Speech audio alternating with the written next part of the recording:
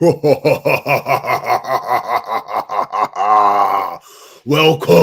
welcome, welcome, my rivals. No, I'm joking, man. What's going on, Hotspur? It's been a minute. You say you mash up here. You see the holiday to mash you up. You see your back hurting, your shoulders hurting, your neck, your back, your head and your back. Come back after what, couple of weeks away, and we'll get this. What's this intro music? Coming to a cinema near you soon in 4DX. I like it. I'm back. I'm back. It's good to be back. I am in pain, my brother. I am in pain. You know, when you take a bit of time off and then you go back to the gym after a few weeks off because you wanted to chill. Don't ever put in a hard session like after that amount of time off. I can't even lift myself off. So you went there right now. It is. I thought I could come back and carry on where I left off. Obviously not. But look, I'm back. It's rivals time. It's good to be back. I missed out on quite a lot, to be honest with you. So, you guide me, man, because we'll get up to speed, man. We'll get up to speed. Big up to everyone in the chats. Big up to people watching at home. Shout yourselves out, man. We're going to put your comments on the screen. Get involved in the show. I want to know people's thoughts. We're halfway through the season. We've got a couple guests on. If Hass has to tap out, he has to tap out, boy. It is what it is, man. But he's here, one arm, one leg. It is what it is. But let's bring on the guest straight away, man. No long thing. We've got a returning guest in Stefan. Who you repping, Stefan, like we don't already know? Who you repping? The biggest team in London, Arsenal, guys. And the best team in London, of course. You say the best team, yeah? All right. That was a short intro, that one. Yeah. Anyway, who's next? How you doing, though? How you doing otherwise, bro? I'm doing well, man. Just like Kaz had a long day at work. So yeah, just trying to like. Sorry about my. Whoa! Who's the little man or girl? Yeah, this is Max. This is Max. Wow. Nice. Cat. Sorry, guys. He's just he likes to chill there. So yeah, just looking forward to talking about football, and just to be honest, there hasn't been much to talk about with the transfer window. It's been more quiet than I don't know a cemetery maybe that lately. Like there's been no transfers whatsoever. A bit like the Emirates Stadium, then, really. Yeah, that's true. Shots. Lately, I would agree with you. Supposedly, the atmosphere hasn't been very good this year. Nothing to cheer about, I suppose. I mean, we're slowly getting accustomed to being a Spurs fan in the last 30 years. So yeah, I mean, it's jump back. It's been difficult. Hold that comment. Hold the thoughts. We've got another guest on. I want to bring him out. He goes by the name of Saz. Saz, what you telling me? Who you repping, bro? What you telling me? Oh, I'm a United fan for myself. Hey, give him the Paracemo has quick. He needs it. I think he needs it more than I do, man. Do you know what I like? I like the way he looked, gave that bombastic side eye as he said it.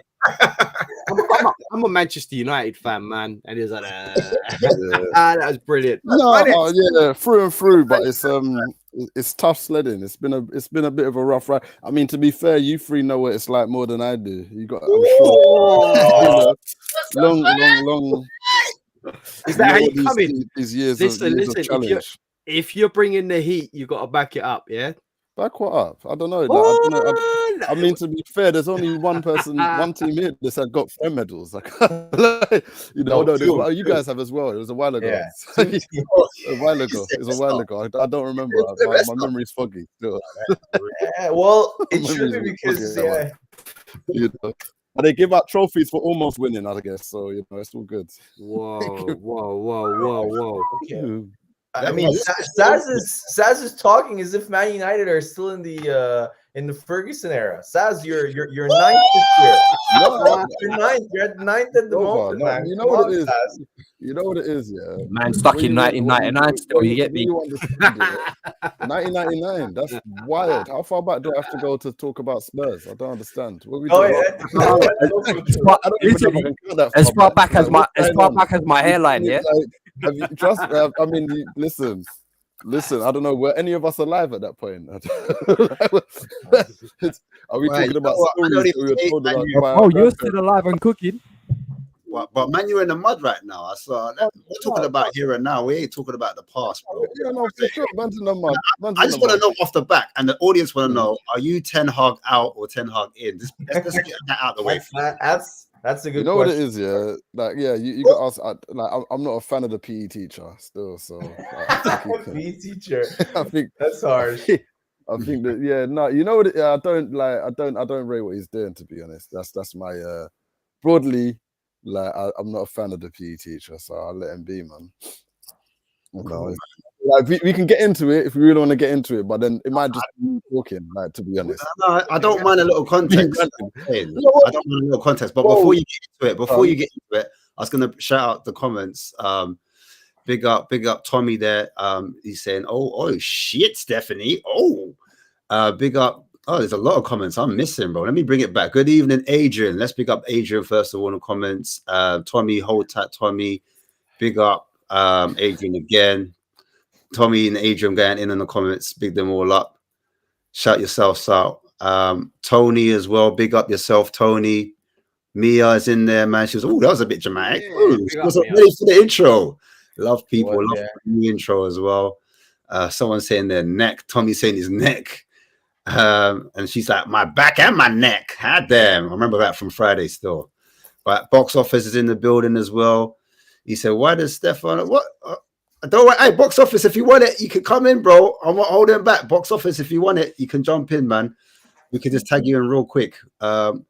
Big up Notorious, DJ Notorious. He's there repping Arsenal. Shout him out. We'll talk soon, my bro. Shout outs to everyone in the chat as well. CMO Sports, Stefan is here. You know what time it is. It's going to get heated later on. And yeah, let's just get back to Saz now. Saz, talk to me. Some context of why you're Ten Hag out. I need to know, bro. You know what it is? So I suppose man could do the whole story, but it's been like 18 months now of this guy. So I think like there was goodwill. I mean, Man United's been in the mud for a minute. Let's be honest, innit? It's been a slow and steady downhill trend since for 10 years, 10, 11 years. But no, he came in initially, he inherited a pile of crap in a lot of ways, isn't it? Like obviously Man United just bought Sancho for a big amount of money. Cavani is still there. Like Ronaldo comes back. That's a techie situation to deal with. Like for him to kind of he's been back and sorting all that out, bringing in some players, getting rid of other players, the whole Ralph Ragnick thing and all of that. Like, and I felt, to his credit, I thought he kind of handled himself decently in the first season, innit? He had a lot of tough things to deal with, and like he managed the kind of circumstance fairly well, I thought, like as well as could be expected. I didn't think he like lit the world on fire in terms of his football, but I think he done his thing, innit? You know. But this year, I just think it's been bedwetting situation after bedwetting situation. Like now, so I'll start. Like we get like if you want to talk about the first transgression that, as far as I'm concerned, don't make no sense to me. I don't understand why. So of everybody, Sancho comes back to training early, for preseason, earlier than any other player. Gets praised for coming back early to preseason. Joins preseason, gets praised in preseason, playing out of position, doing these things, playing well, whichever. The manager's saying he's good. Season starts, man's on the bench.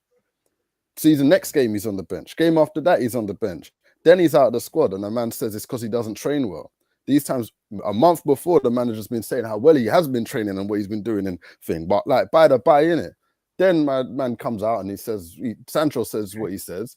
Basically, after the manager threw him under the bus, and Sancho didn't cover himself in glory by saying what he said. And look, let's be frank, innit? Sancho hasn't been playing well enough to put his chest out and be like, "Raw, like I deserve everything." Hasn't he got like an assist or something already at Dortmund, or is he not? No, we're not gonna. This is all after the fact, innit? That's all after the fact, and I'm not gonna but like ultimately because that's a different kind of point. But like, and then basically the manager said, "Well, no, you're out of the team because of what you coming back to me."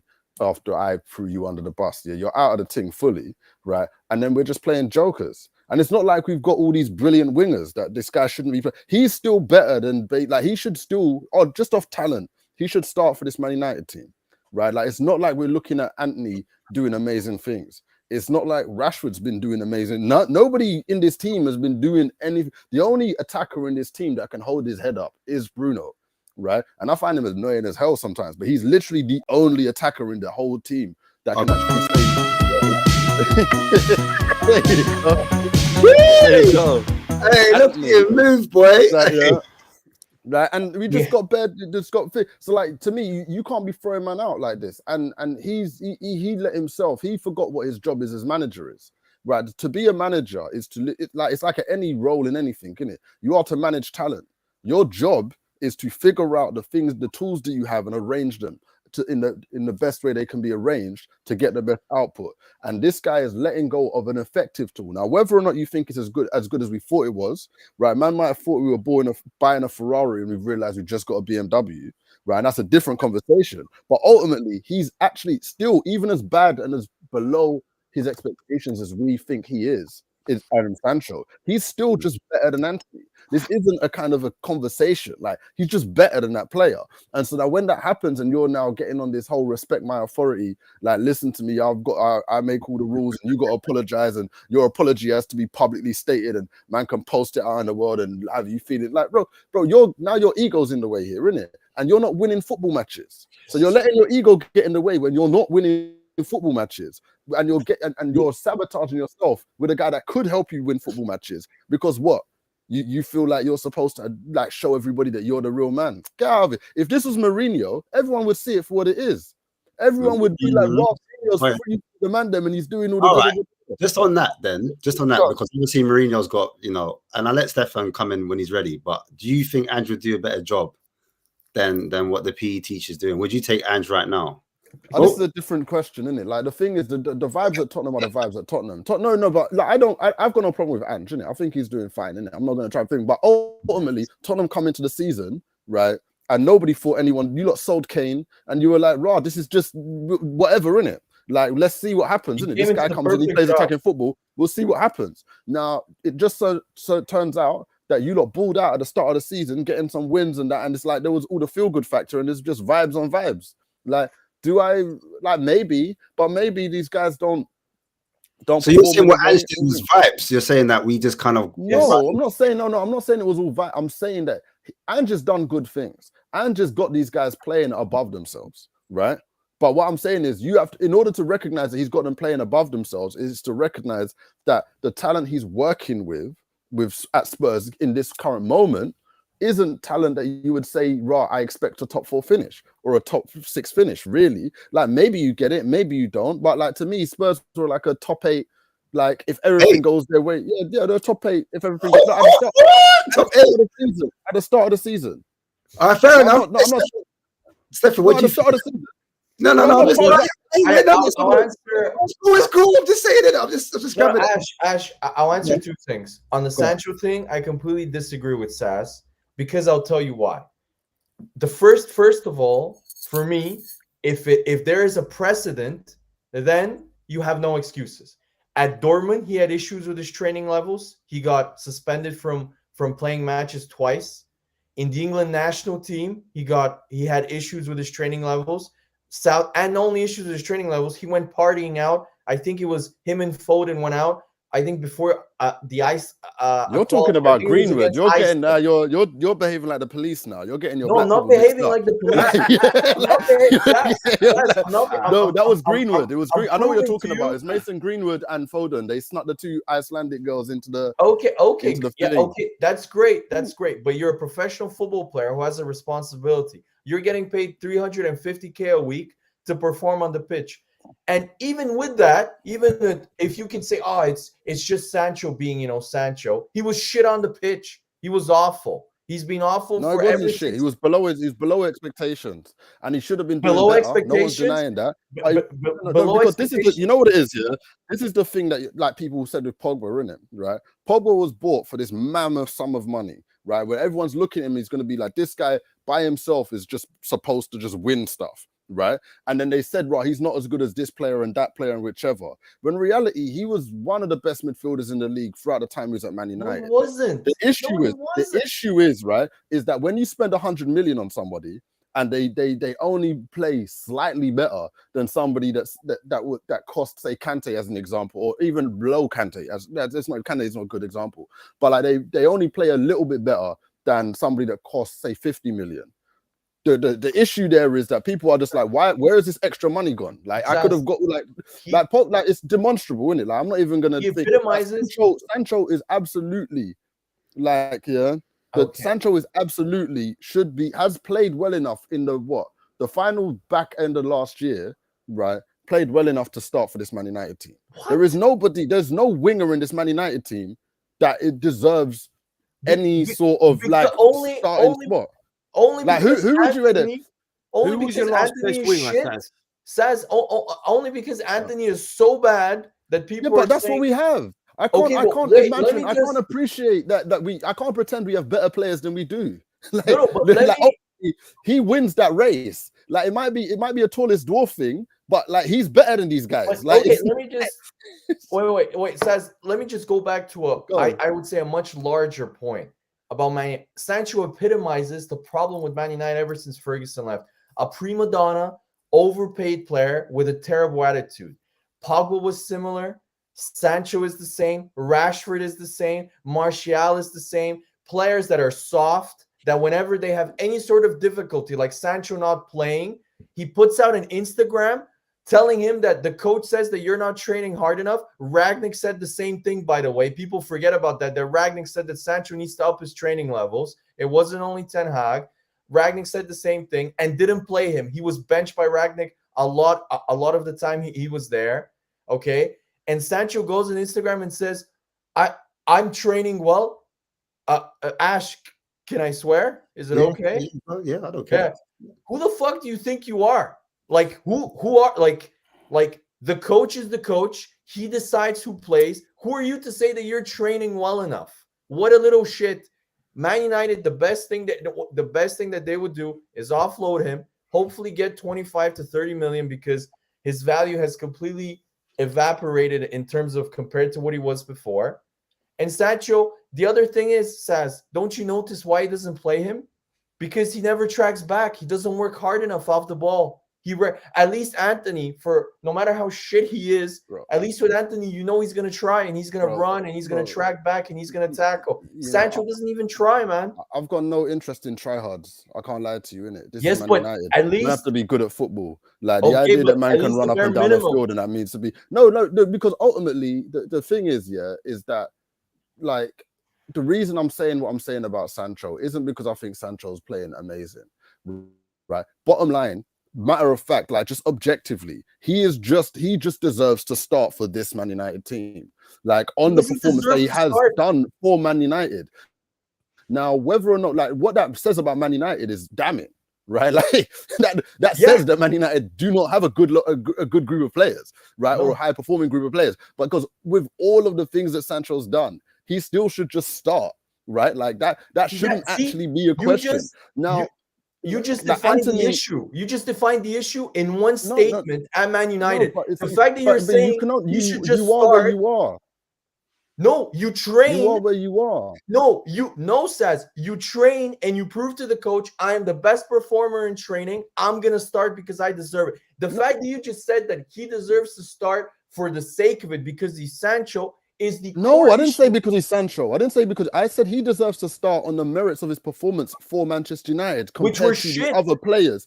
Compared to the other players, you have the players you have right now. If Man United decided to sign a bunch of players and they got wingers that were better than him, then no, he wouldn't. But like I'm just saying, we are starting Anthony, right? We are starting even Garnacho, who like. Cool, isn't it? Like he's done a couple of nice things, but he's a 19-year-old kid and he's hit and miss. And I look at this player in the same way that I looked at Mason Greenwood in his early when he first kind of blew up, which was like ultimately these are talented youngsters, and at their age, it's phenomenal they're doing what they're doing on the field.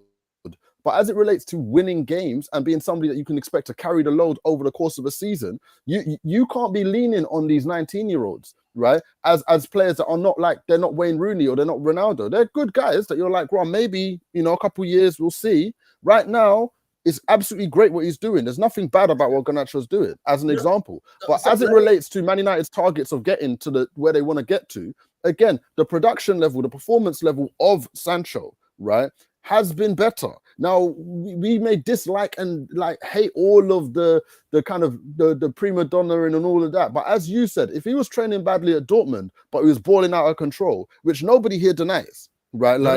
What is it? What do we care about here? Ultimately, what matters is what you do on the field. The job of the manager is to recognize that and put these players in those situations. Sancho's not unique in that. He hasn't been playing so well that he gets to just do what he likes, absolutely. But as it relates to the current group of players that play the position for Manchester United, right, he is just one of the better guys. And that's, like I said, it's damning about Man United, right? It's not good, but like, look, who exactly is it that's playing well in attack? So who is doing this? So wait, let me just. So your argument is, Sancho isn't good enough, but we're so shit that Sancho is still better than the rest of the players that we have.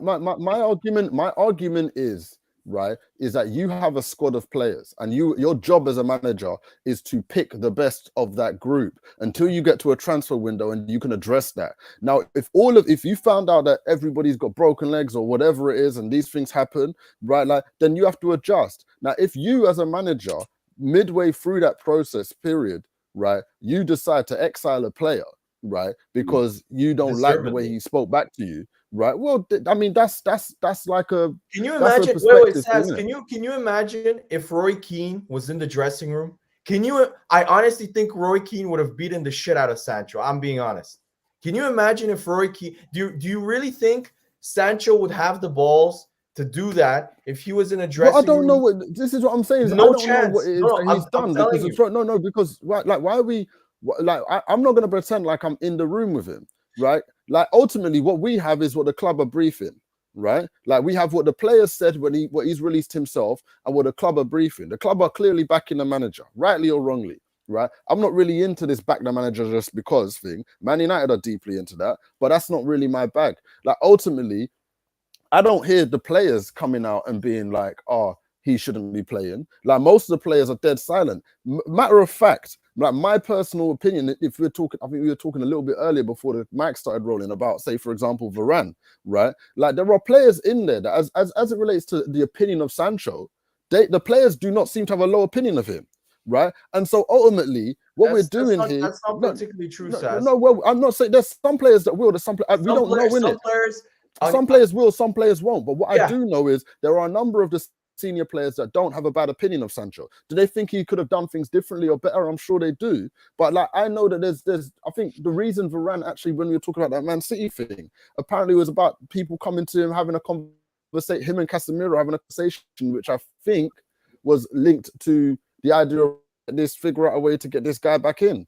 Right now, ultimately, right, I don't know. This is all speculation. But I'm not going to sit here and be like, this PE teacher knows what he's doing. Because ultimately, this is the guy that sanctioned spending 95 European euros on a Brazilian, right? That doesn't appear to have ever been to Brazil, as far as I can tell, right? Like, that I don't understand this. Like, I don't know why do we think that this guy has, why do we think his capability in making decisions when in terms of like signing players, this guy doesn't seem to know, Sancho, like pick the right guy. Like so like ultimately, like Sancho should be doing better things. Sancho should absolutely be playing better than he is. Sancho should be like doing all sorts of things that I would say are different and better and everything like that. And I'm hugely disappointed. But you think that a different manager could have got more out of him? Do you think it's here we go with that bullshit argument? No, wait. I don't think it's bull. Like I think there's something there, right? Like because ultimately he hasn't played well for Manchester United,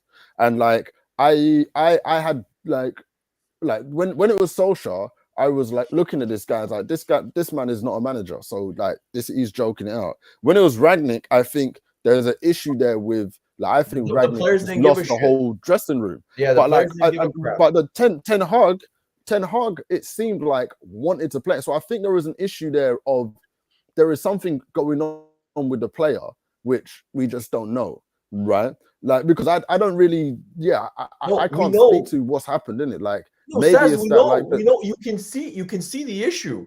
He publicly tries to go against the coach, looking like because his ego was touched because he's soft. Like he reminds me so much of Ozil. No, don't do that. No, Okay, Pre-season, pre-season. He's there early.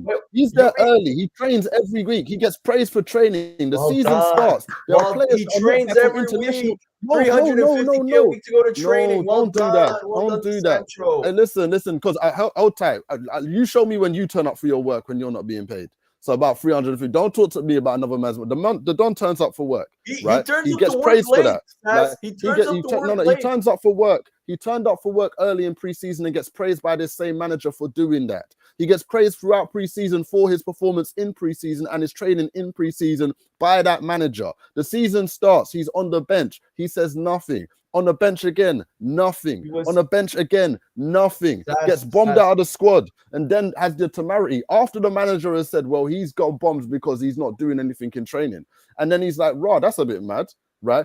2 weeks ago, right, or 3 weeks ago in preseason, I was getting praised for all my training. Now you're telling me I don't train well. Oh, right? No. Like, so this is what I'm saying. Did he hurt your feelings, Jaden? Did he hurt your feelings? This is what I mean.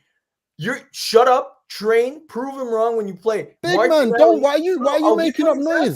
Why are you talking to me about my training? You've dropped me out of the squad. You don't have to make it. All you have to do as a manager there. Oh, he's breaking up. He's breaking up because his internet doesn't agree with him. So that's obviously you're trying to do a thing to maybe motivate the player or whichever, but you're running that risk. And like I said, if Mourinho did exactly you having an unnatural allegiance to losers is not like you. Yes, that's exactly that's true. Look, Saz, I'm gonna like this is the man are giving this guy props when like if Ten Hag had been winning medals, right? If he'd been getting a League Cup, he won a League Cup last year. He won a League Cup, no?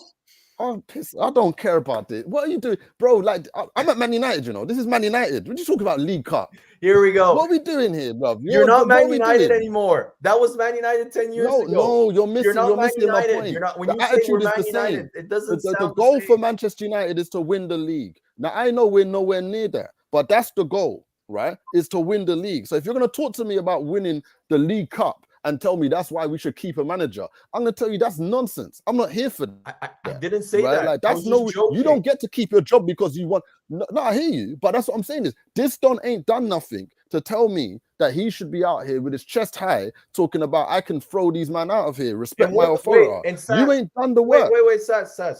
So I would agree with you that he's being harsh, except if I remember last season, he gave Sancho a sabbatical for 3 months to go, I don't know what to do, to just go fix himself, go to the Netherlands, train with his coaches, get his mind together. You know, the 300K that goes into his bank account is not enough for him to train normally and train at a good enough intensity.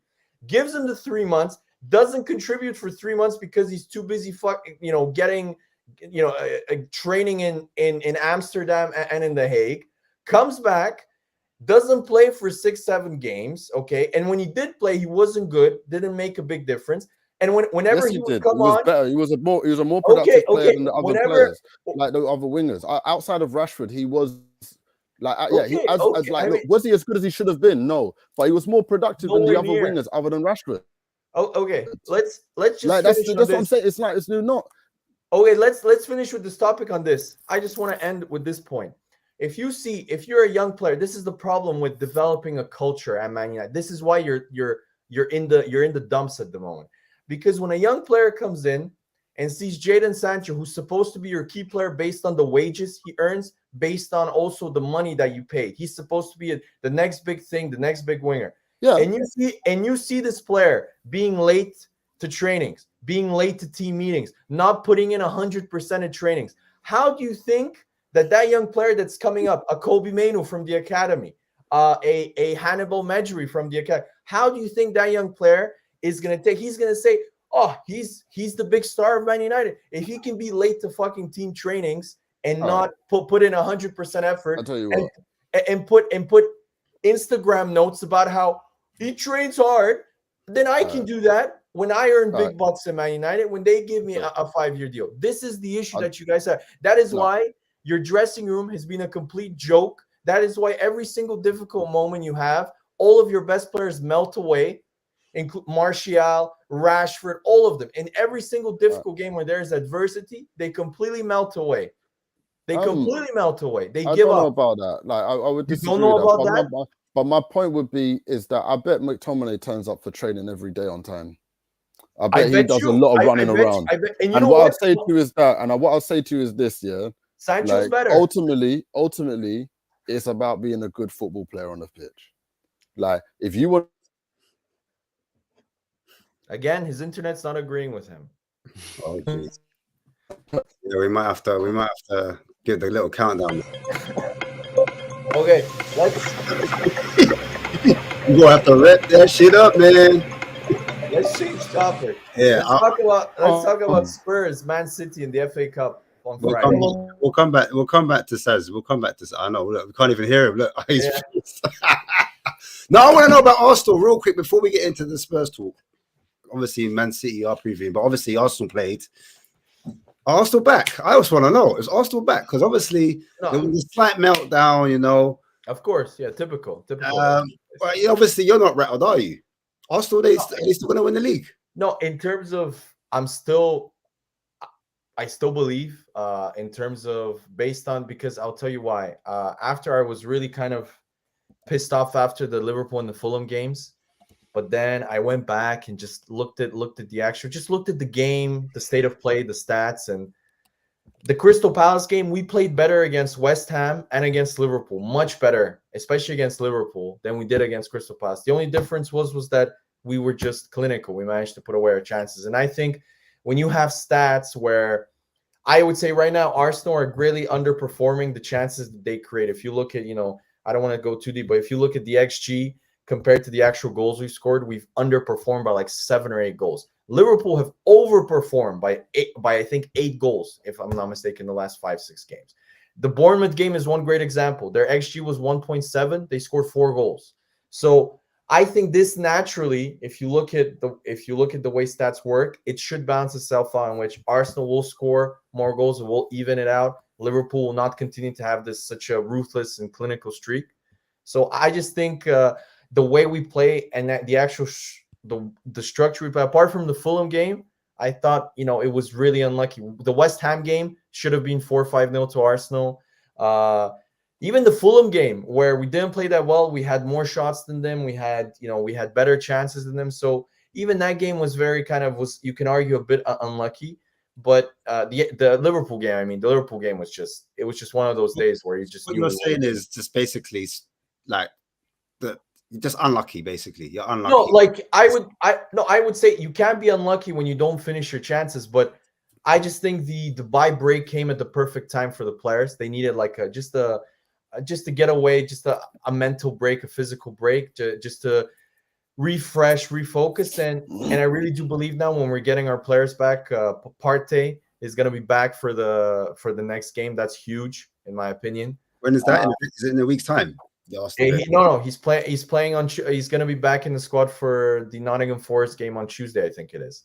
Is that this Tuesday coming? Yeah. Okay. Yeah. This so one. You're gonna get back. You're going to get what? Is Timber back by then? Timber supposedly they're saying he should be back around the Champions League game, probably around the start of March, to around the Champions League game. So that would be also massive. So for me, I'm just. I just think we'll get better, and if you look at our performances, we barely concede chances. We've been super unlucky. We have easily the best defense. If you look at the chances we concede, the goals we concede. Before you go anymore, you reckon at home at the Emirates you'll beat Liverpool as well? Yeah, if Liverpool play the same way that they did against in the FA Cup final, if we play another 10 games of the same events that happened in that game, Arsenal win that easily every single time. Like the first half, we should have been 3-0 up. Like we missed the first half. We were dominant for 70 minutes. Then we got tired, and then Liverpool got back into the game. And they didn't even score from their own play. They scored from an own goal. So it was just one of those days. I was gutted. Don't get me wrong, but I really think if we play Arsenal, if we play that game against Liverpool, Ash, we'll beat them. We'll beat them easily because I'll get to you in a second, Saz, because I can see you're squinting, your face doesn't look too happy there. But I want to get to Haz first, but and get Haz's thoughts. But before I do that, I just want to see as Arsenal fans. It's only 5 points. You having an unnatural allegiance to losers is not like you. All right, cool. Let's go to Has now. Quite help that clip. Yeah, Has, what do you reckon? Do you reckon Arsenal can still win the league? Let's make it conversational. Yeah, look, if you look at the points tally at the moment, there's 4 or 5 teams that can still win the league. Let's be honest. That's Okay. true. If you're mathematically in it, you're mathematically in it. But if we're looking at it from a realistic point of view, that is the case. You know, City can win it, Liverpool can win it, Arsenal can win it, we can win it. You know, United is still in it. United can still win it. Hey. Let's be honest, yeah. But look, if It's we're the hope looking that at kills. it's the hope that kills. It's God. the hope that kills. But look, I think it's going to be a close-knit thing because, like, for me, Liverpool, you know, I think they can take a lot of confidence from that win against Bournemouth because they had Salah out. They had a couple of players out missing and they're still, you know, finished off a Bournemouth side that are quite, you know, high in confidence at the moment. So, and Núñez scoring them goals as well is big for them because if they can get him firing and scoring goals in the absence of Salah, you've got to say they've got to be one of the favourites to win the league. But, you know, City, they've got De Bruyne who's just come back as well. They're going to be. He came back and listen and won the game. He Back, literally won the game. Exactly. He come back as a substitute. Like he picked up where he left off. That's how good the guy is. Yeah. We all know when Man City want to turn it on, they can go on a 12-game winning streak. So they're going to be up there as well. For me, if I'm being brutally honest, I think it's going to be out of Liverpool and Manchester City this season. I think Arsenal for all their swashbuckling displays and, you know, having a defensive solidarity, I don't think they got quite enough this season again. Going forward. Going forward. I just think there's that something missing going forward up top. Totally. And I think the acquisition of Havertz this season, I don't think it quite worked out how Arteta planned it to work out. Ultimately, I think he wanted extra cover in that midfield, sort of going forward, like an attacking midfielder sort of thing. But, you know, Havertz for me has been, since he went to Chelsea, a bit like a utility player, whereas at Barcelona, at Bayer Leverkusen, he was sort of, you know, like an inside forward, playing on the line sort of thing. And he was banging in goals. He was banging in goals for fun, you know, at Bayer Leverkusen. And he was the golden boy in Germany. Now it comes to Chelsea, you know, look, Havertz is another story for another day. We can go on and on about. But ultimately, what I'm trying to say, Stefan, is that the outlay for Havertz, that I think you could have spent that on other areas, such as a clinical striker up top, who's going to maybe be a cover for, not cover, but who's going to challenge Jesus up front. I agree. I agree. Ash knows I'm defensive about Havertz for one reason. The difference between him and Xhaka, I think, is that I know it's not his job. That's not why we signed him. He needs to create more. I agree with you, Has. But defensively, he has been key to why we've been so solid. What you said, the defensive. Defensively off the ball, he is. I thought we can press so much higher with him than when we had Xhaka. Is that why you bought him? No, that's what I'm saying. That's not why I agree with you. But in terms of, he does things that are he needs to take the game more by the scruff. I agree with you, because at Bayer Leverkusen, if you watched him, he's playing in pretty much the same position he played at Bayer Leverkusen, kind of like a hybrid number 8/number 10 behind the striker making late runs. If you watch him at Bayer, however, Bayer Leverkusen, when I watch him play for Arsenal, at Bayer Leverkusen, you'd see him spray passes, make like through balls, like, you know, try things that were, you know, that were risky, make, you know, Hollywood passes like Bruno, like I'm sure Saz has watched with Bruno all the time. So he would do that. But at Arsenal, you could tell that his confidence at Chelsea has been sapped for 3 years. He's played in as a striker. I think we need to give him a bit more leeway, because if you look at the systems, Arteta plays a very similar system to Man City. And if you look at when City sign a player, usually the first year is very rough. Grealish looked awful in his first year. Everybody said he might be a flop. Nathan Ake looked terrible his first year. Gvardio this year has been awful. He has been because he's been playing at left back. I agree. He's been playing up, but he doesn't look good in that position. So it takes a bit of time. And I think his position, because he hasn't played in it for 3 years, I'm going to give him a bit more leeway. I think he has been good. Has he been value for the money that we paid? No, I agree with you. He needs to do more in the pitch. But I have seen his impact defensively. Defensively, with him playing, we are rarely passed through. You never see teams running through us ever. Like I'm going to disagree with you, because defensively he's just doing what all the other players have been asked to do as well. That's just that. Yeah, but that's part of the tactic. That's not him being, he's outstanding defensively, so he's playing well. No, everyone. Listen, everyone in the team has a defensive duty. If you look at someone like Brennan Johnson, right? I was looking at wingers in the league, right? Out of all the top European leagues in Europe, I think it was out of, I can't remember how many wingers, but he was top of the table for being the most defensive. Not defensive, sorry. Most duels. No, not defensive. Sorry, the most duels won. Offensive duels won in the whole of Europe. But what I'm trying to say is, it's all well and good doing that, but you have to have an end product at the end of the day. It's all well and good he's tracking back. Everyone else is tracking back and doing their jobs in the team. Yeah. But ultimately, he's got to have that end product. He's got to have that superb assist to bring someone in to score. He's got to have that first touch that allows him to shoot on goal and get a shot on target or score. He's got to have that. And for me, 24 years old, you bought him, he's 24 years old. For me, the time for leeway is when you're between 18 to 22, when you can say, all right, he's quite young. We've paid a bit of money. I'm going to give him a bit of time. But coming from Chelsea, right, at 24 years of age, you think, right, I'm paying for the finished product here. Yeah, but he's not. Like, but he wasn't the finished. When does he become the finished product? Look, in my opinion, I'm telling you this. In my opinion, for him, I'll be more, because if you look at old, tell me one Chelsea attacking player that has been signed since the Lampard era. So Lampard, Tuchel, and then Potter, that is actually being good at Chelsea. You cannot name me one, and that includes Havertz. They signed Pulisic when he was the hottest one of the best young wingers in Europe. Pulisic, they couldn't even get 20 million pounds for him from Milan. They signed Ziyech. They had to almost force him on a plane to go to Galatasaray. They want to get rid of him. Timo Werner, no comment there. Kai Havertz, complete flop as a number 9.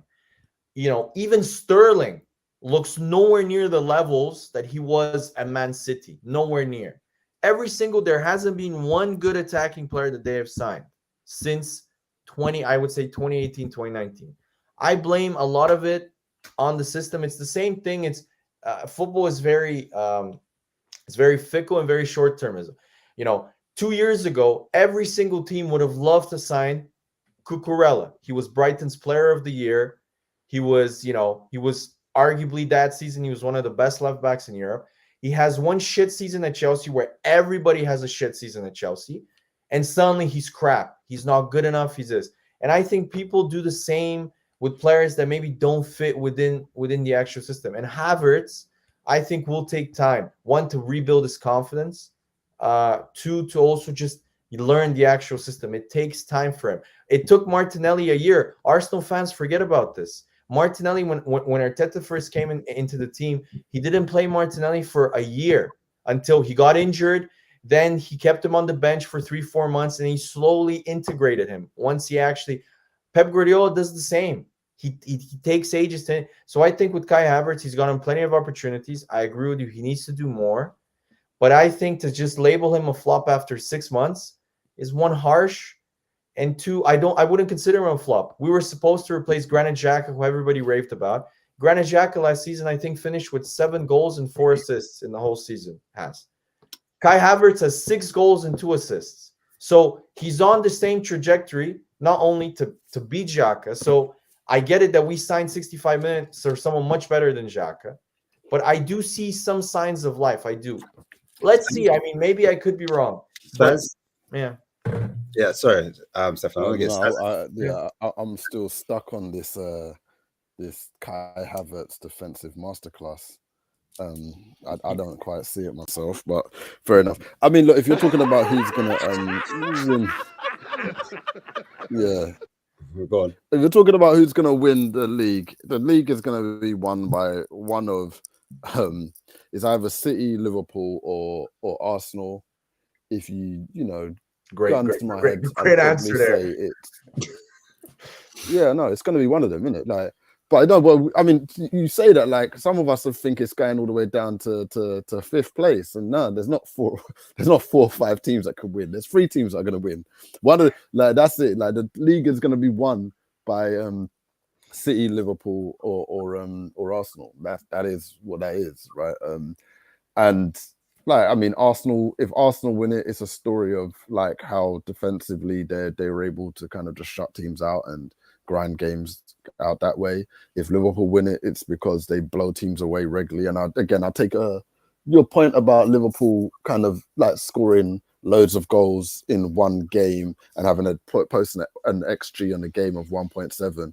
I mean, single game XG is not a really good way to use XG. The point is that like there's a lot of noise in XG, right? Especially in single games. And if you want to look at XG, you want to look at it over the course of a season or over the games played. And if you look at it over the games played, Liverpool are basically bang on what they've generated. No, they're not. No, they're not. Saz, go look at Liverpool. Yeah, I'm looking at it. That's why I did it deliberately. Oh, you mean the whole season? Liverpool, I was talking about the last 7 to 8 games. The last 7 to 8 games. Yeah, no, but that's what I'm saying. That over the course of the season, though.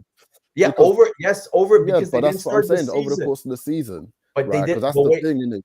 Over the course of the season, their XG is what? Well, according to thing, XG4 is about 45.7, and they've got 47 goals. Like it's basically in line.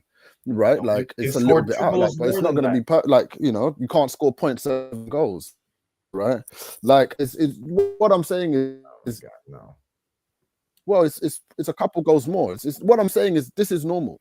This is not like the XG is in line. It's they're performing in line basically with their XG over the season, it's but not outside the error over box. the last So 6 to 7 games. Like they're a high-powered attacking team. They've probably got the best attacking group in the league.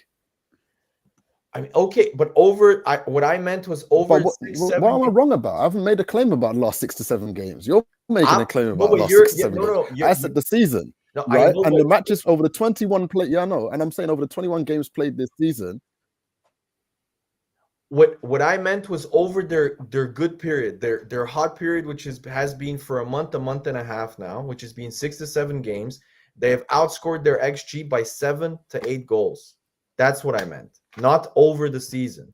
Just like with Arsenal, over our bad period. I'm not disagreeing with that, but what I'm saying is that you can take a small sample. If you take a small sample and stick with that, that's going to give you less accuracy than a bigger sample. So all I'm doing is I'm taking, you're saying you want to look at these last 6, 7 games and call that a hot streak. But I always say to you, hot streaks happen in football. Like Marcus Rashford scored like a load of goals around this time last year. Does that mean he's an amazing striker that Man United don't need to buy a new one? Like hot streaks happen. It is what it is, right? Like this is a normal thing. So like teams are going to have hot streaks in the same way they're going to have down periods. Like so that's why you look at the broader, the bigger thing, innit? The broader figure. Like ultimately, to me, it's like Liverpool are what they are, innit? They're a team that bang goals. They've got an incredible attacking group and they're going to score a lot of goals. And City are what they are, which is a team that can defend and attack. And they have a monster up front in Haaland. And they said, well, we don't actually need that many players to play in attack. We can beat teams if we have Haaland and a guy that will pass to him, which with De Bruyne out, it's been Grealish. Can we hold that thought for once? But like largely, once they're just saying we can have.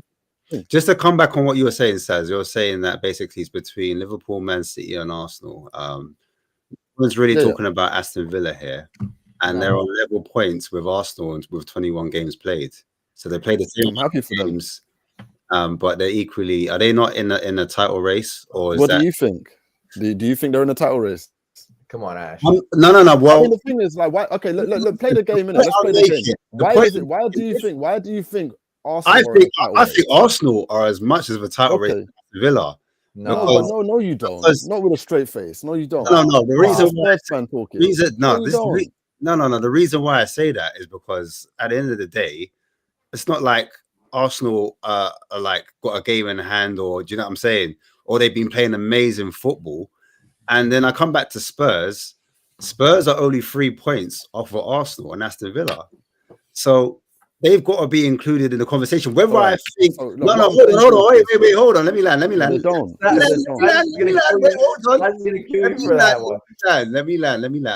The reason why title contender says no. Listen, I'm not saying Spurs are title contenders. I'm not saying Spurs are going to win the league, but I'm just saying I don't think Arsenal are. No, I'm saying my point is I don't think Arsenal are. That's my point. My point is I don't think Arsenal are. If they're on the same, you're asking me, as Aston Villa, do you know what I mean? And with the same points as Spurs are 3 points behind, then my point is I don't think Arsenal are in that. And I don't. You're asking me to pick a team. Their attacking prowess. I don't think their attacking prowess is gonna. If their strikers were hot, if their wingers were hot, they clearly got an attacking problem, in my opinion. When Rice is on the ball, for me, Rice has been their best player. When he's on the ball, he's not, for me, in my opinion, brave enough to make those incisive passes to cut teams open. I know people are like, oh, that's what he does. He's a 6, blah, blah, blah. But I think that's been a part of their reasons, a part of the problem, because you've got a Havertz in an 8 role, like Haz was saying, not very creative. You've got Rice controlling it, but when Arsenal control the game, they're not looking fretful. I thought Palace were awful. Do you know what I'm saying? I thought Palace were just terrible on the weekend when I watched them. It wasn't like how great Arsenal was. It was more like Palace were poor, in my opinion. And I don't think that Arsenal are going to carry on into trajectory to say like they're going to be title contenders. Tottenham aren't title contenders. Aren't title contenders. But I don't think Arsenal are either. Look, Ash, look, the thing here is this. If you're asking me, if I pick one team, am I picking Arsenal? The answer is no, right? What I'm saying here, is that the title will come from City, Liverpool, or Arsenal. And I deliberately don't include Tottenham, and I don't include Villa in that. Now, look, if you want to, I get it. You're a fan, right? No, I don't make a case of the title taste. I don't. But I'm just saying. But the reason I will put Arsenal in that group is because Arsenal have a group and a talent level that I know is just better than Villa's, such that if Arsenal play to their talent, they will pull away from Villa. Now, Villa, to do what Villa's doing, are playing above their talent.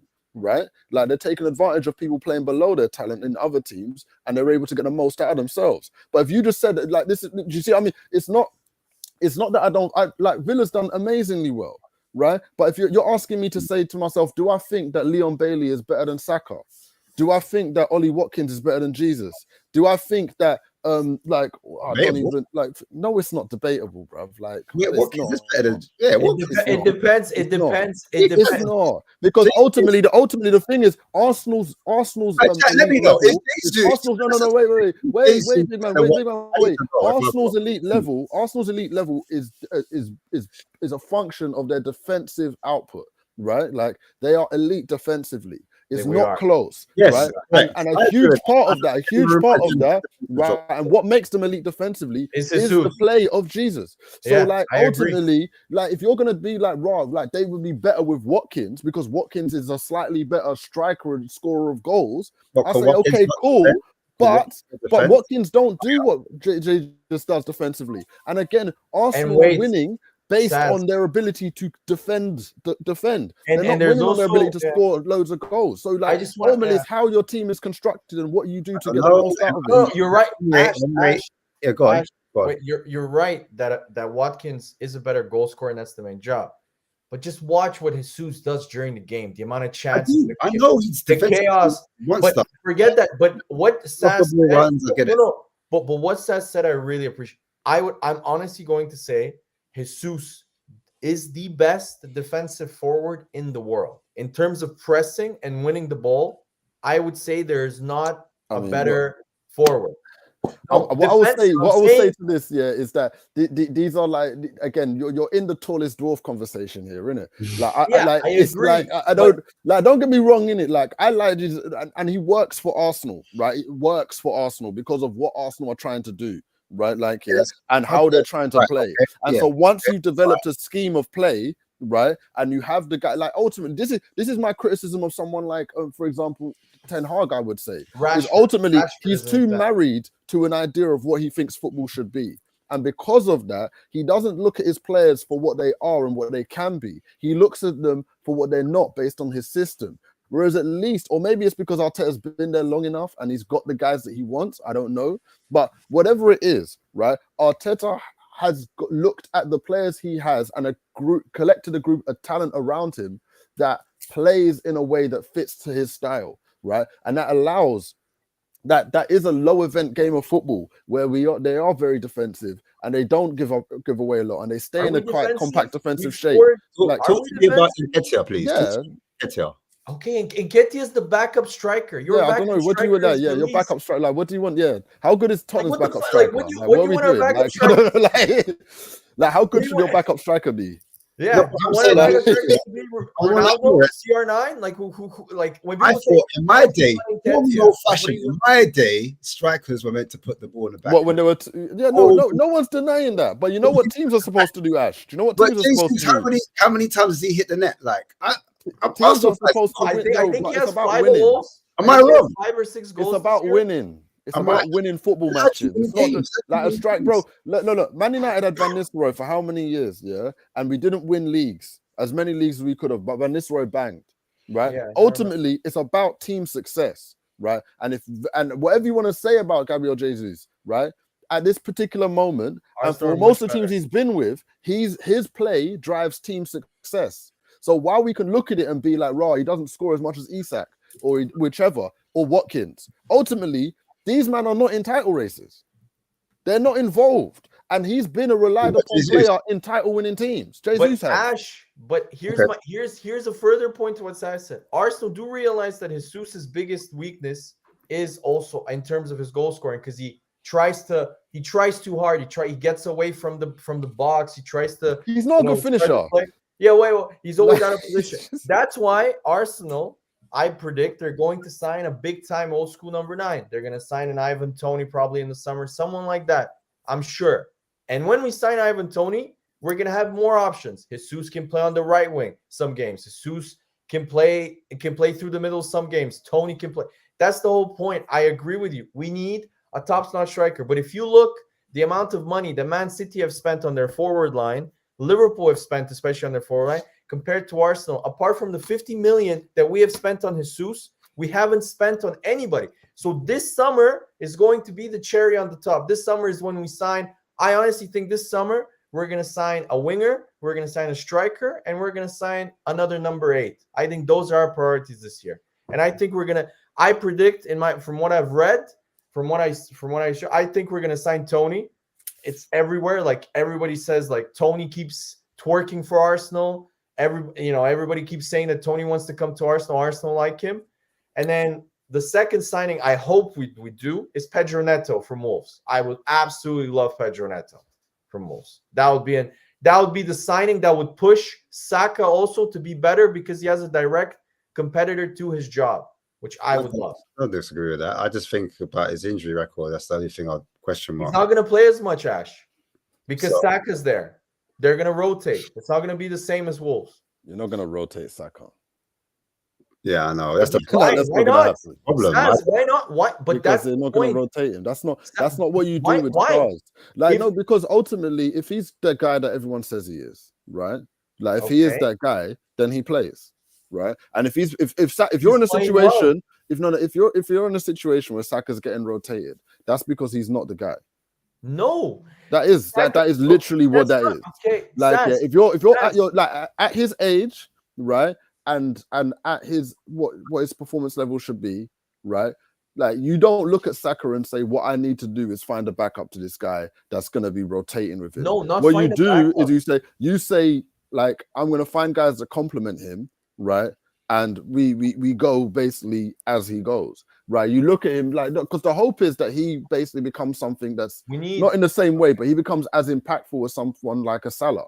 But right? Saz, Which I don't think he's certainly not there yet. But But that's like the ultimately, brilliance. that sort of player just plays the game. No, but Saz, but that's the brilliance of signing Neto, because Neto can play. He played as a center forward for Wolves against Nottingham Forest. I think it was it this week, and then he can play left wing. He can play right wing. Neto is extremely versatile. That's the point of us trying to actually sign. And no, they don't want 70 to 80 million. No, they don't. Yes, he will go to Man City. Yeah, Dan. No, he'll go to Spurs instead. Yeah. Okay. But he's not. They don't want 70 to 80 million for Neto. That's not true. But okay. Like they got 50 million for Jota, who was on better form when Liverpool signed him. So I really doubt they're gonna want 70, 80 for Neto. So forget that. But for me, what's key is that we need to provide competition, Saz. Saka can't play every game. Last season, he burnt out, man. Just like our young players. Saliba burnt out in March and got injured because of that. He got a stress fracture. The only reason why you get stress fractures is because you're overplayed. You play too much. Stefan, was it me or when I was watching the game, was Saka a lot deeper against Palace? Saka was poor. He was the worst. He's been poor for a month now, Ash. And that's the issue. When you're poor, when Man United were great, Saz will remember, Man United had two players in every single position. If Rooney wasn't good enough, Tevez would play. The thing, they would have always a valid, not a direct replacement. What Saz is meaning that Saka is becoming a rotation option, but you need to be able to switch them up to refresh the squad to say, okay, Saka's in bad form. Stop trying to play him into form. Just drop him, give him a break. Like with Martinelli. Martinelli hasn't been in form for a month. Trossard comes in. Trossard scores. Martinelli has the right attitude, says, shit, Trossard is playing well. When I come on, I need to make an impact big time.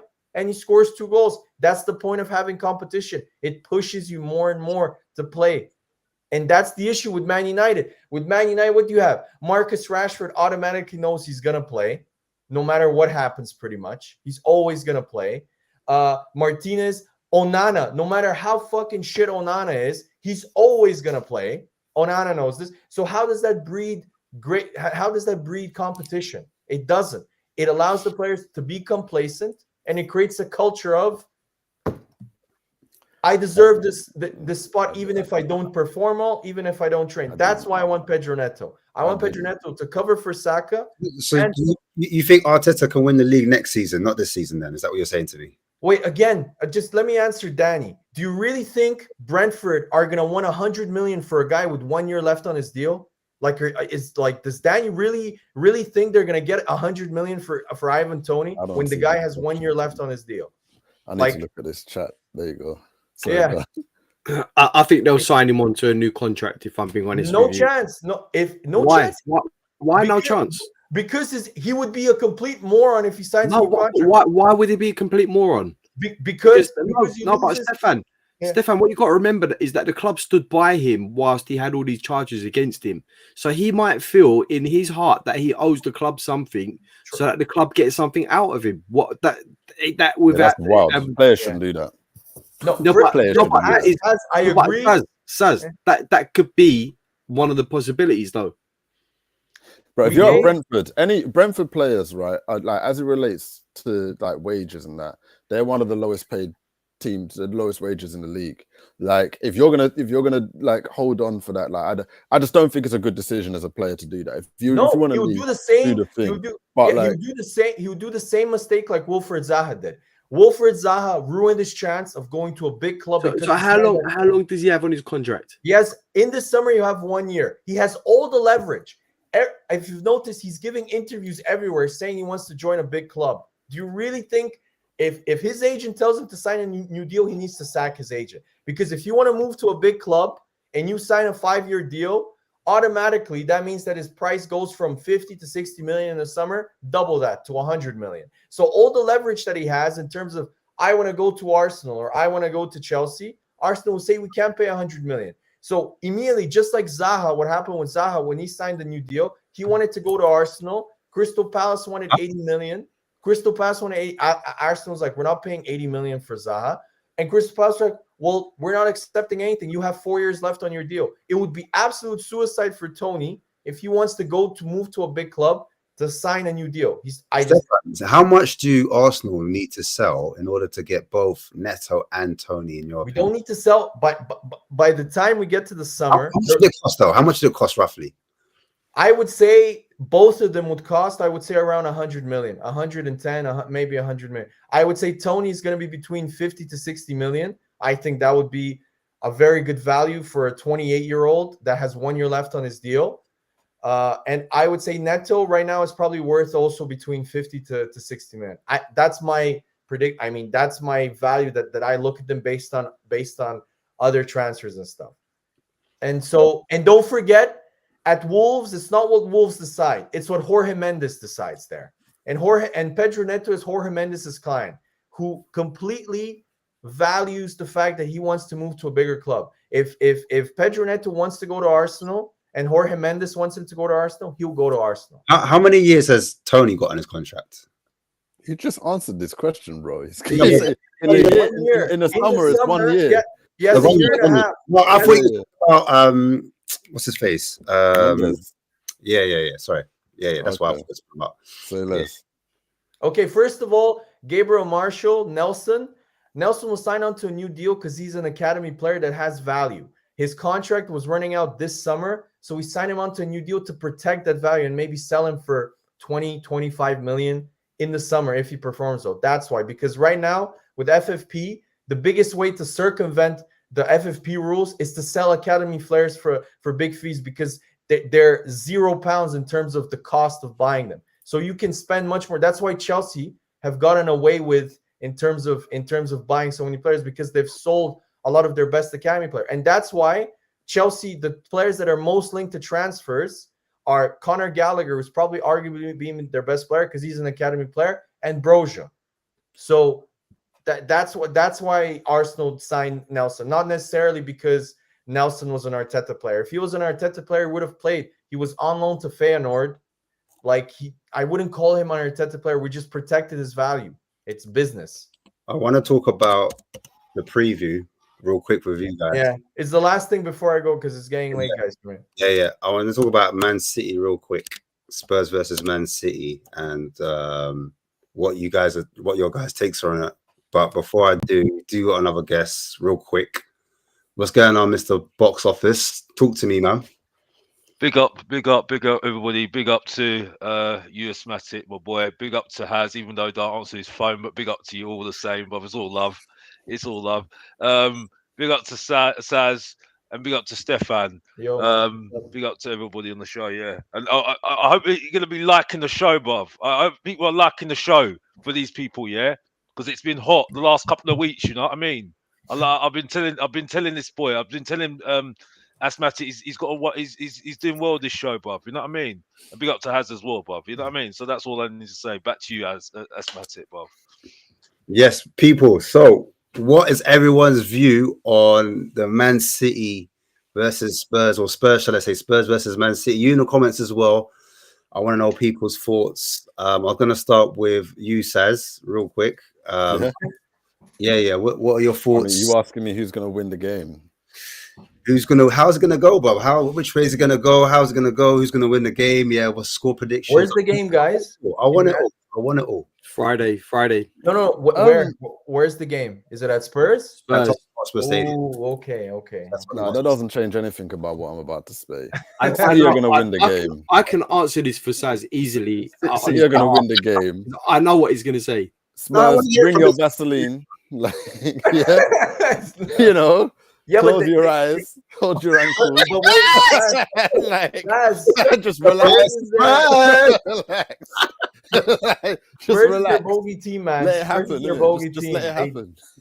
So basically, don't fight it. Just let it happen. So basically, Saz's mind is saying Spurs are going to get rinsed, but his heart is saying I want City to get.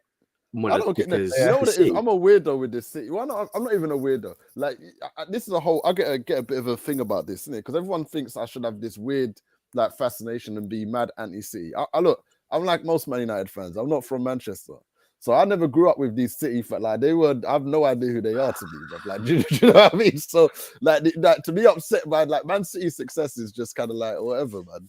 Nobody cares. Nobody cares. I've got more. Honestly, I've got more grief against Liverpool and Arsenal, and it's only when I moved to North London, that I started even interacting and finding like you Ash used to be one of like 3 Tottenham fans I knew when I lived in South London. Like, now the particular place I live in, North London, I had to fight to make sure my children weren't Tottenham fans. I had to do the Lord's work to make sure, boy. And imagine Man United were doing well, like, and Tottenham were kind of doing a couple bits and that, and it was mad. It was mad for a while. But fortunately, I managed to pull that one out of the bag. But as it relates to this game, I expect a City win.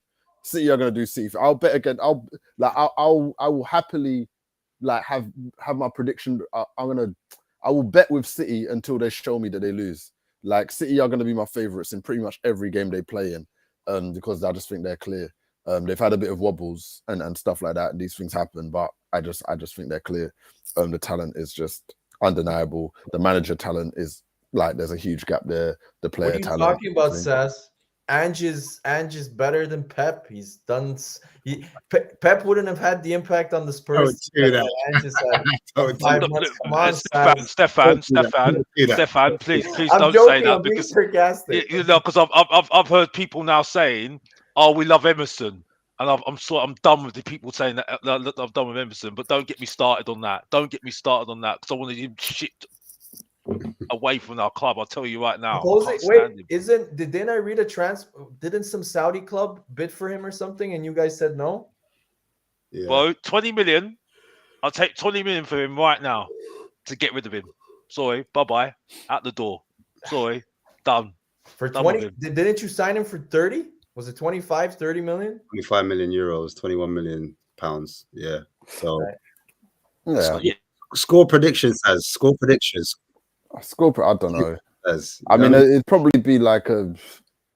I mean, see, the thing is, it's hard because like, if it gets like, Spurs are hard to predict because I think they're gonna go for it, and I can see Spurs scoring. They're really gonna go for it. Like, I like the idea of Spurs keeping a clean sheet against Man City is just wild, right? Like, so, and I just don't think Spurs can hang with a kind of back and forth, right? Like hopping and down and trying to go goal for goal with Man City. Haaland is injured. Like, I just think that's going to end up horribly for them. Yeah, it'd be crazy if we did that at their ground, right? That doesn't. Yeah, but you got lucky, like, Jake. Yeah, I don't. Game? Here's an interesting fact. It's always luck. Every time is luck. I hear you, Stefan. Here's an interesting fact, though. Manchester City have never scored or won at the Tottenham Hotspur Stadium, but I read that too. That's a fact. But again, there are weird luck, things right? there.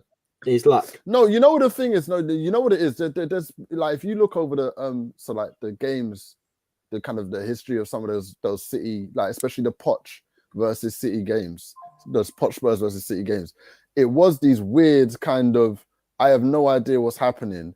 These guys Spurs seem to be getting. Like City seem to be doing all the things that City want to do and somehow not putting the ball in the back of the net. They miss the penalty. Yeah, like, and then you're like, but like the game is the game, the win is the win. It is what it is. I don't want to take anything away from anybody. But like ultimately, it's just a weird thing to look at and be like, somehow it's like Pochettino especially had the sign over Pep. But for me, I just think I will go with the talent of City. Like I'm not gonna say that you lot can't win. It's football. Things happen in football, right? Like I've watched too many games. I was there watching, what do you call it? If you want to take it like Solskjaer, Man United versus PSG second leg, where a rule change in the January of that year results in the penalty, a long range shot from flipping Diego Dallo hitting someone's hand and us getting awarded a penalty because they changed the way they're going to review. Yeah, that was and a man are telling me that this isn't luck. Right, like it's like, and the Man United somehow get through. Like it's football, mad things happen, isn't it? Like, yeah, and so like winning a football match and being the better team is not a given, right? Like we understand that, but like it doesn't matter because if you got the points, you got the points.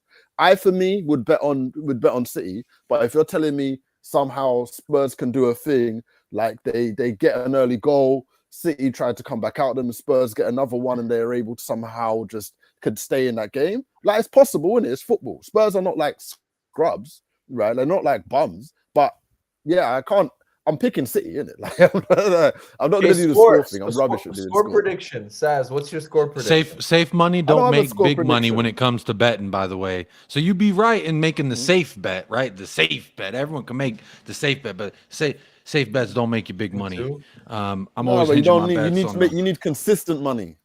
But you ain't got to win every consistent money. Compound interest. That's fair. I suck at betting, so I don't know what I'm talking about. I'm off of gambling. Haz's point is true. That is true that Spurs are really good again. They're their bogey team. However, the context of that is they're their bogey team playing defensive, low block, counter-attacking football with Son and Kane, which Ange will not play that. And go and rewatch the 3-3 draw. That game in the first half, City should have been 3-4-0 up in that game. Haaland missed an open goal at 1-0, which if he would have scored, the game was over. Let's be honest. Yeah, and if we would have scored, the game would be. But you didn't have any chances. Yeah, bro, you're just trying to draw any reason to comprehend why we did what we did. I understand. What did you do? But it's the reality of the beast. City. You didn't beat City. You drew. The reality is we've gone to every single Big Six venue thus far and gotten a point. So I don't see why you're even bringing the whole point of bringing up versus City was like I heard Saz, nice to meet you, Saz, say, "Oh, we can't go tit for tat, punch for punch with them, bro. We go punch for punch with everybody. Go down, we go up, we go back down, and we go back up, and then we end up draw. I mean, bro, there's games we drew that we should have won, and so we could always sit here and play. Oh, well, if the ball went in the back of the net, the result's different. Yeah, and if my bicycle had 3 wheels, it'd be a tricycle. I hear you. I think my point is that if you play that way, the first half City. If you play the same way that you play in the first half against City, they're not going to miss these. They're going to score 2 or 3 goals. They should have scored 2 or 3 goals. Haaland missing an open goal, like that never happens.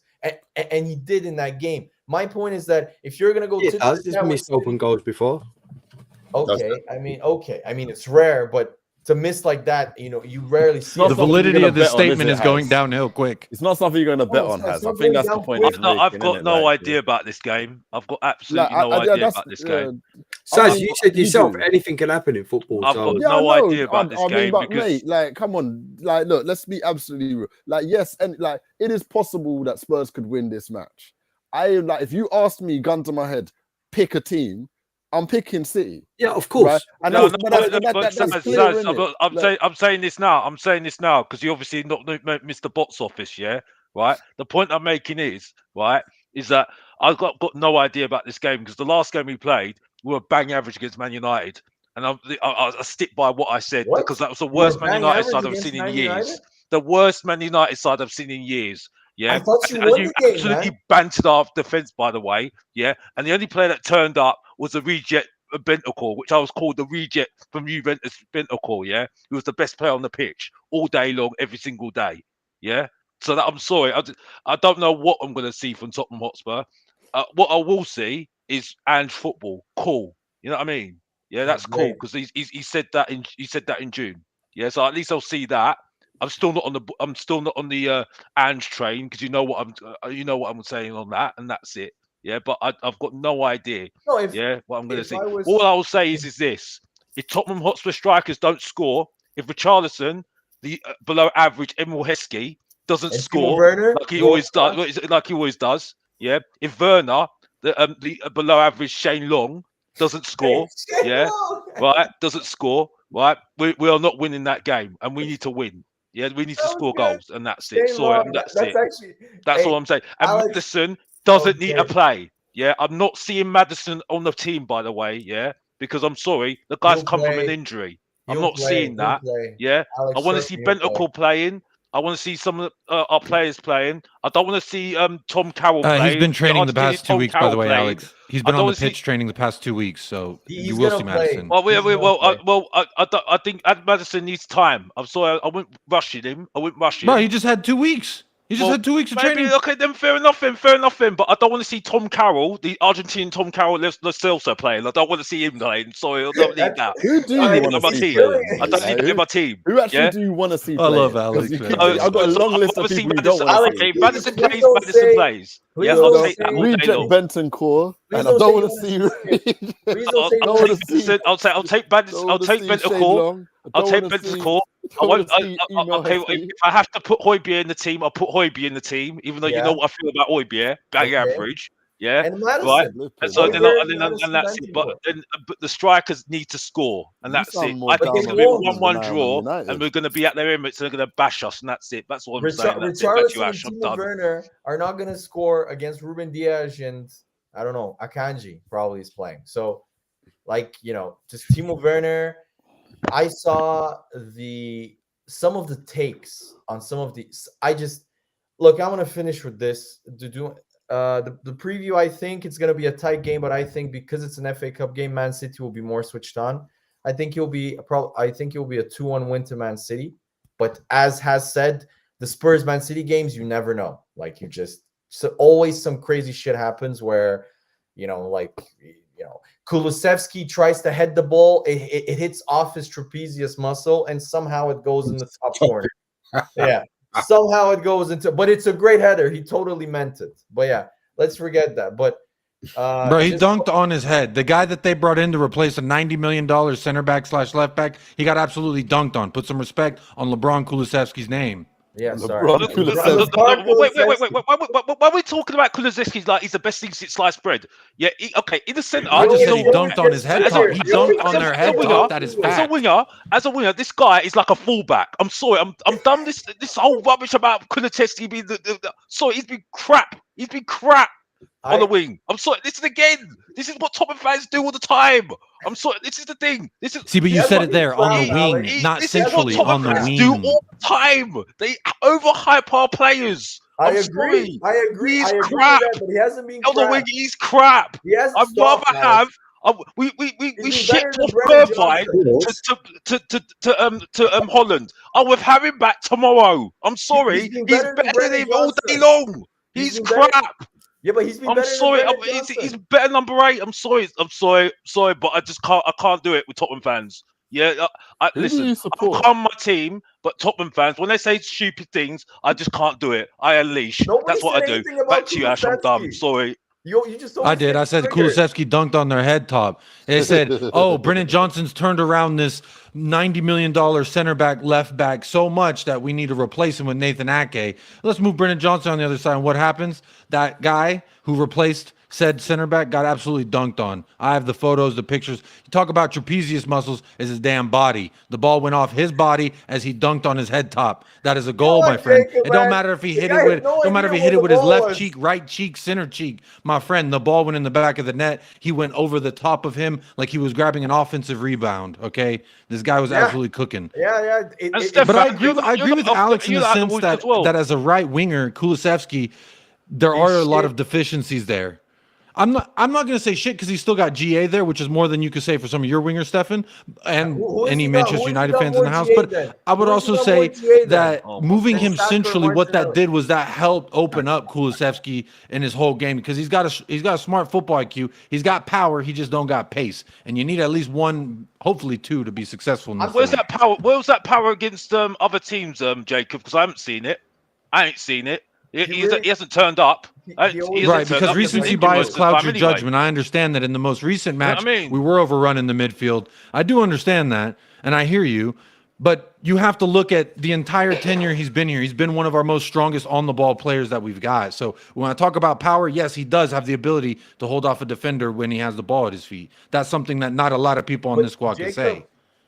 Jacob, I agree with you about Kulu, but I agree with you on one perspective. Me and Ash have talked about this. When Kulu doesn't play on the wing, where you point out, where I think he's a very good player. I just think, as you said, because he lacks pace, and I think he's a bit too one-footed. He's a bit predictable, but he's a good player in terms of creating chat. But I think where he is key, and he has to play on the wing for one main reason. Brennan Johnson, I'm sorry. How are you a professional Premier League player? The guy is shattered after 45, 50 minutes. He doesn't track back. He can barely run. He is done after 50 minutes. Every single game. No one's run more than Kulusevski. What are you talking about? No. I'm talking about Brennan Johnson. My bad. And the reason why he has to play Kulu is because Ange knows Brennan Johnson is fucked after 50 minutes. He's not going to track back. Porro's going to get completely isolated. The reason I will say this, and I told this to Ash, he disagreed with me. The reason why Porro looks good this year defensively is not because he's good defensively. It's because of Kulusevski, who covers his ass so much. Whenever Johnson plays on his wing, Porro is exposed time and time again. So Brennan Johnson, who can't run for 50 minutes per what you just said, you're just going to ignore the fact that he's the guy who sent the cross in where Kulusevski got the equalizer versus City in the 90th something minute. We're going to say that he can't run, right? That's what we're saying. But Brennan Johnson, he might do one or two good things, but he's a complete passenger. You just said no. Let's not talk. Let's talk about what you just said. You claim Brennan Johnson can't run for 50 minutes. Sounds like you've been listening to certain Tottenham Hotspur podcasts. That's what it sounds like, and you're just using that. No, I watch using games. That as your knowledge here. I watch just games. Because he's open mouth breathing doesn't mean that he can't run. He was tired in the 50th minute as well versus City. But what happened? He can still. That's a broad statement to brush a very dull picture with. Okay, Jacob. No, I know you're the typical happy clapper Spurs fan, but please. Whoa! Shut the fuck up! Don't say that bullshit. Because I know happy clapping ass fan. First of all, Stefan, you don't fucking know me. All right, so don't disrespect me. You don't know what the fuck I talk about. You don't know. You've never even been on my fucking channel. So shut up. Don't say who I am and talk with some fucking respect. You absolute clown. Okay. Oh shit. I got offended. I'm sorry. Because you're the typical fucking blah blah blah. We could all do that bullshit, dude. Don't do that. Don't do that. We're having a conversation. Name out your mouth. I made a joke. Relax. I'm sorry. Okay. But you've been wrong with all your football statements. Then you make a shit joke. What am I supposed to believe? You're either a shit comedian or a shit panelist. Which one is it, Stefan? Oh, okay. There's so many options here. I don't know which one to actually choose. I'm sorry. We'll say both. You cover all bases. How about that? Oh, you really got me there with your little high school comebacks. But keep thinking. Okay. Yeah, I know it's taking you a minute. Keep thinking. That's a good comeback, by the way. I may have to step out. Yeah, we're gonna wrap up. Okay, just final thing. I'm gonna have to step out. Final thing. If you watch his 3 games, the ones that he started, Brennan Johnson. This is not just, I haven't listened to a Spurs pod. Just watch him. After the 50th minute, Jacob, he doesn't affect the game. He's completely spent. He doesn't track back. The right back is always exposed. Just go rewatch the Everton game, especially the Everton game. Go rewatch that game and go rewatch the Bournemouth game. Every time Bournemouth and Everton, all they did was make diagonal balls, especially Everton after the 60th minute. All they did was shoot diagonal balls onto Porro's side because they knew it was completely empty. So Mikalenko would overlap on that wing with Onana. So at one point, Porro was defending against 3 players. They literally sent all of their players on that right-hand side to attack. So it's not me and don't you think that if other Spurs podcasts are saying it, maybe they also might have maybe they also plenty might of people wrong in the world. I heard that though. No, can I think the thing is, first, what I'd say, go ahead. Just a quick one. So I think that you want to be careful about a player can be. We don't know what the game plan is of the team and what the role of the player is of the team, and so when we look at a player and kind of he appears to be out of position, which sometimes they just are, right? Like sometimes there's no real explanation as to why they've found themselves in certain areas, but a lot of the time we don't know what the actual scheme is, right? So we're looking at a team and we're saying this guy's not doing his job, like and then like somebody who gets a lot of grief for this that we haven't spoken about, but like someone like Trent as an example, we look at what a traditional right back should do, right? And then we see what Trent does and we say no, he's not where he's supposed to be, he's not doing his job, right? And I think you want to be careful about making those assertions of players without having a better understanding of the team scheme and that player's function within it. Because ultimately, role of Brendan Aronson could be that he could be absolutely doing his role and the scheme is blowing up somewhere else because somebody else isn't doing their job, or that maybe the coach has just said, well, actually, I think in this area we have an edge, and if we bet on this, so yes, it's gonna, if it blows up, it blows up, but we actually think that this is the bet that is to be made. And look, Ange bets on his attack. He bets on his ability to put together a team that going forward is going to kind of outweigh the losses of like being left exposed. So like the idea of saying or the kind of the notion of like there being a Spurs defender who's kind of suddenly found himself like massively exposed right on the break in an Ange team based on what I've seen of Ange so far this season at Spurs, like that makes sense to me, because when it blows up, it is going to blow up in that way. It's not going to blow up and like, I said that, you know, he's not going to, you know what I mean? It's not going to go wrong with like 7 players behind the ball. Yeah, but it's going to go wrong with loads of players ahead of the ball. But yeah? Wait, let me just counter. Why do Spurs look so much better defensively when Kulu plays on the right? Then? Yeah, I agree with you. I agree with what you're saying. I'm not disputing that point about Kulu. Right, like the thing that's a different. What I'm saying is when you players dictate, or your players should dictate your strategy and tactics, right? Because ultimately those are the tools that you have to do the work to kind of win football matches. Now, if you have different players that are key, right, and you lose those players, then as a manager you have a choice to say, well, actually, am I going to lean into the talents of the replacements, or am I? And if I do that, I am going to basically try and maintain the overall scheme of how we play with a lesser player, or a player who maybe isn't as suited to what my first team would be.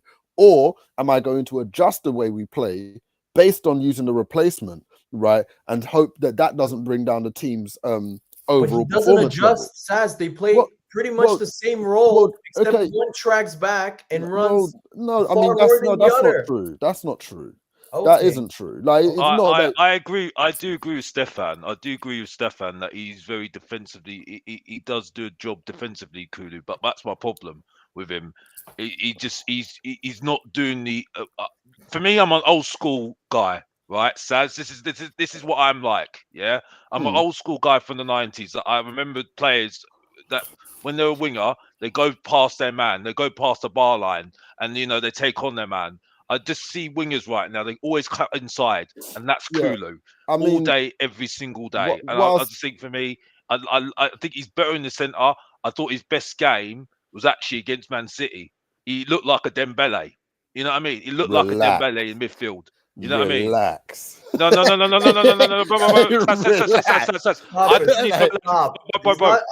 Again, you don't know Mr. Box Office, because Mr. Box Office doesn't go over the top about players. Yeah. And when Mr. Box Office says about a player, when Mr. Box Office talks about a player, says he looks like a Dembele. He looks like a Dembele. I say he looks like a Dembele. Yeah. Now we might have to start. I'm gonna do like Stefan did and start making personal attacks now. Personal attacks? No, banter aside. No, banter aside. No, that is you're on something. You need to give me your dealer's number. There is no way. Yeah, there is no way. Yeah, that Kulu in any game. Like, I don't think you really remember how good Dembele was. Like, not being funny in it. Like, but like I don't think Dembele was. No, you don't appreciate that. That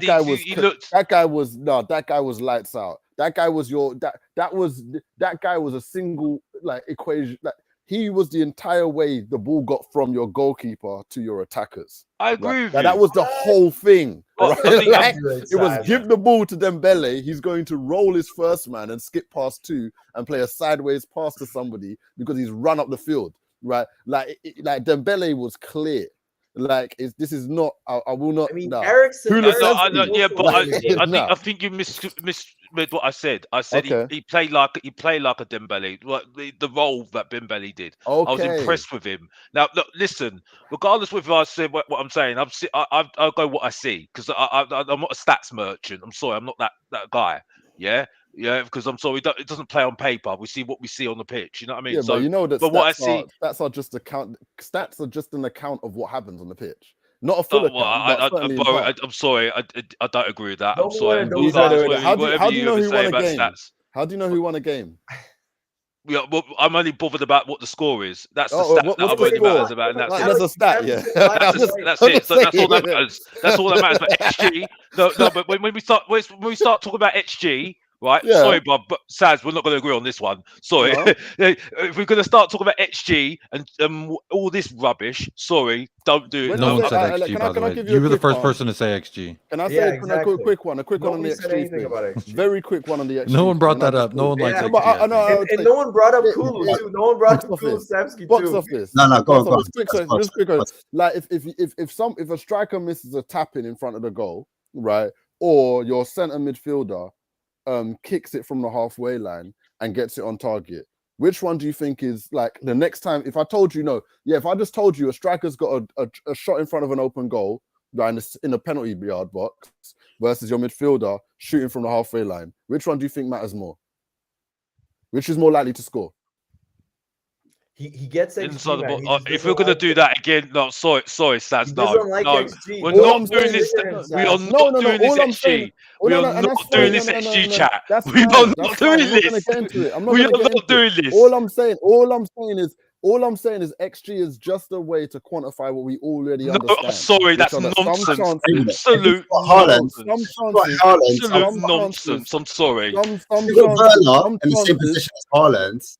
Sorry, that's nonsense. No, because XG doesn't. That's a different point, right? Like, and I'm not saying XG. No, that's part of XG. And you've got Haaland. Let me dig a hole for himself. Let him dig a hole for himself. Go, Saz. All XG is saying is that where you shoot from matters, as it relates to predicting whether or not there's a goal. That's all XG is saying. And of course, So if you wanted to do an analysis of the individual, which you could do, right? What you'd have to do is basically then compile enough shots from that player to then make a statistically significant kind of a bet on their ability to convert chances, right? Did you have to do that in the 90s, Bob? Did you have to do it with Zidane?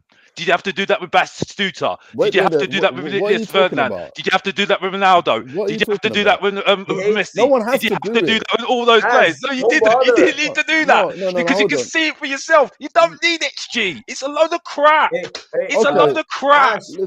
I'm sorry, I can't listen to that. Sorry, I can't.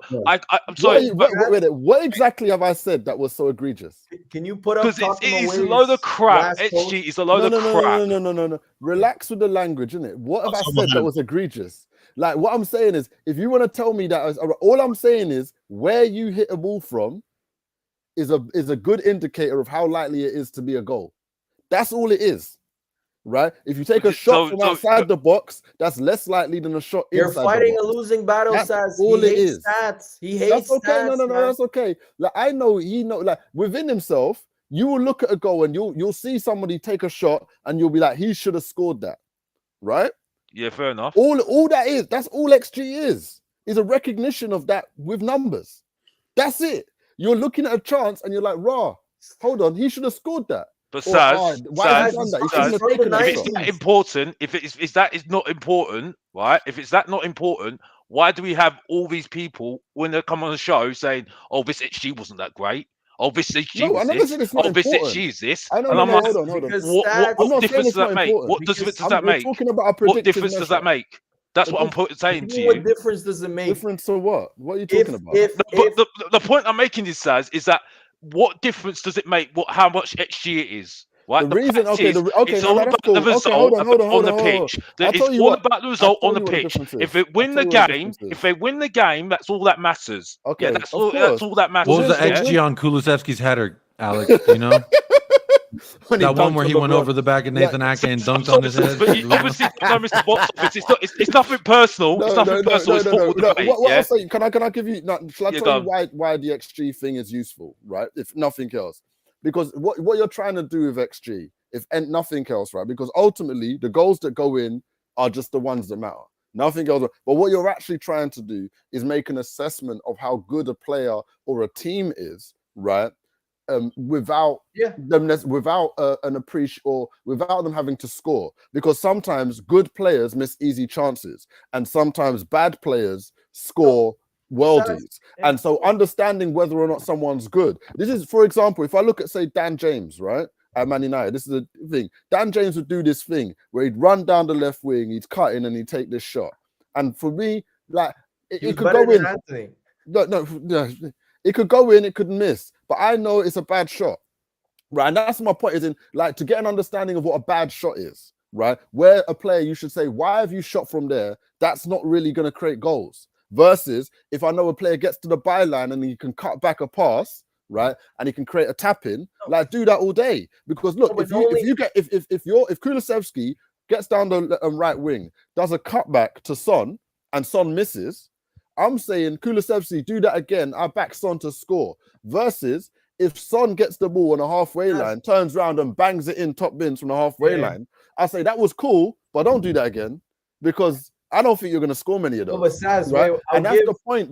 That's the point of extreme. The point is to recognize that there are some ways of playing football that are more likely to produce good outcomes. And there are some ways where dumb luck or kind of something crazy happened and a player did something that was crazy, out of this world, magical. And we accept that, we appreciate that, we relish that from the football gods. But ultimately, big man, don't do that again, because that thing doesn't go in that much. No, Saz, let me just give a much simpler example. For example, if you're assessing, for example, Gabriel Jesus, everybody says he can't finish.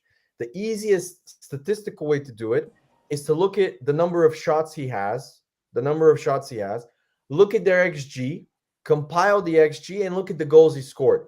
If he has scored more goals than the XG that he has... You started this off by saying this is the simple way. No, but this is very simple. I know. I felt like this is more confusing. How is that complicated? Sorry, Saz. You're a lovely gentleman, mate, but I don't agree with you. What don't you agree with? That's what I'm saying. I'll never ever love stats. I don't care about stats. I've got somebody I know already. Hey, Ash, I'm gonna go, man. He eats and sleeps and breathes stats. Sleeps and breathes stats. No, I'm not. Look, so I don't really care about it, and all I do is go to games and see it for myself. I know what a good player is from I see what I see from my eyes, and that's it. And you didn't need stats in the 90s, and there were better players than there are today. Simple as that. You know what I mean? Some of them are. This league is average. Bang average, yeah. The reason why we're near the top of the table because it's a bang average league, yeah, right. We've got a chance of winning the league because it's bang average. We're like, how many points away from the league right now? We're seeing how many points away from the league, guys? 90 points. I don't know what you're talking about. The level of performance is crazy. Has been crazy over the last few years. We're seeing teams like we've had multiple years where more than one team has scored, generated over 90 points. That's because it's systems, bruv. It's systems. We've got a systematic. Managers are playing systems now. Why do you think now you've got Arsenal at the moment? You've got Martinelli had a great season, I was told, last season. Saka that had a great season last season. They haven't turned up this season. Funny that, isn't it? You know what I mean? Funny that. You know what I mean? When it's supposed to be, they lift up their performance this season. You know what I mean? That's why I say it's all about systems, you know, and how they fit in a system.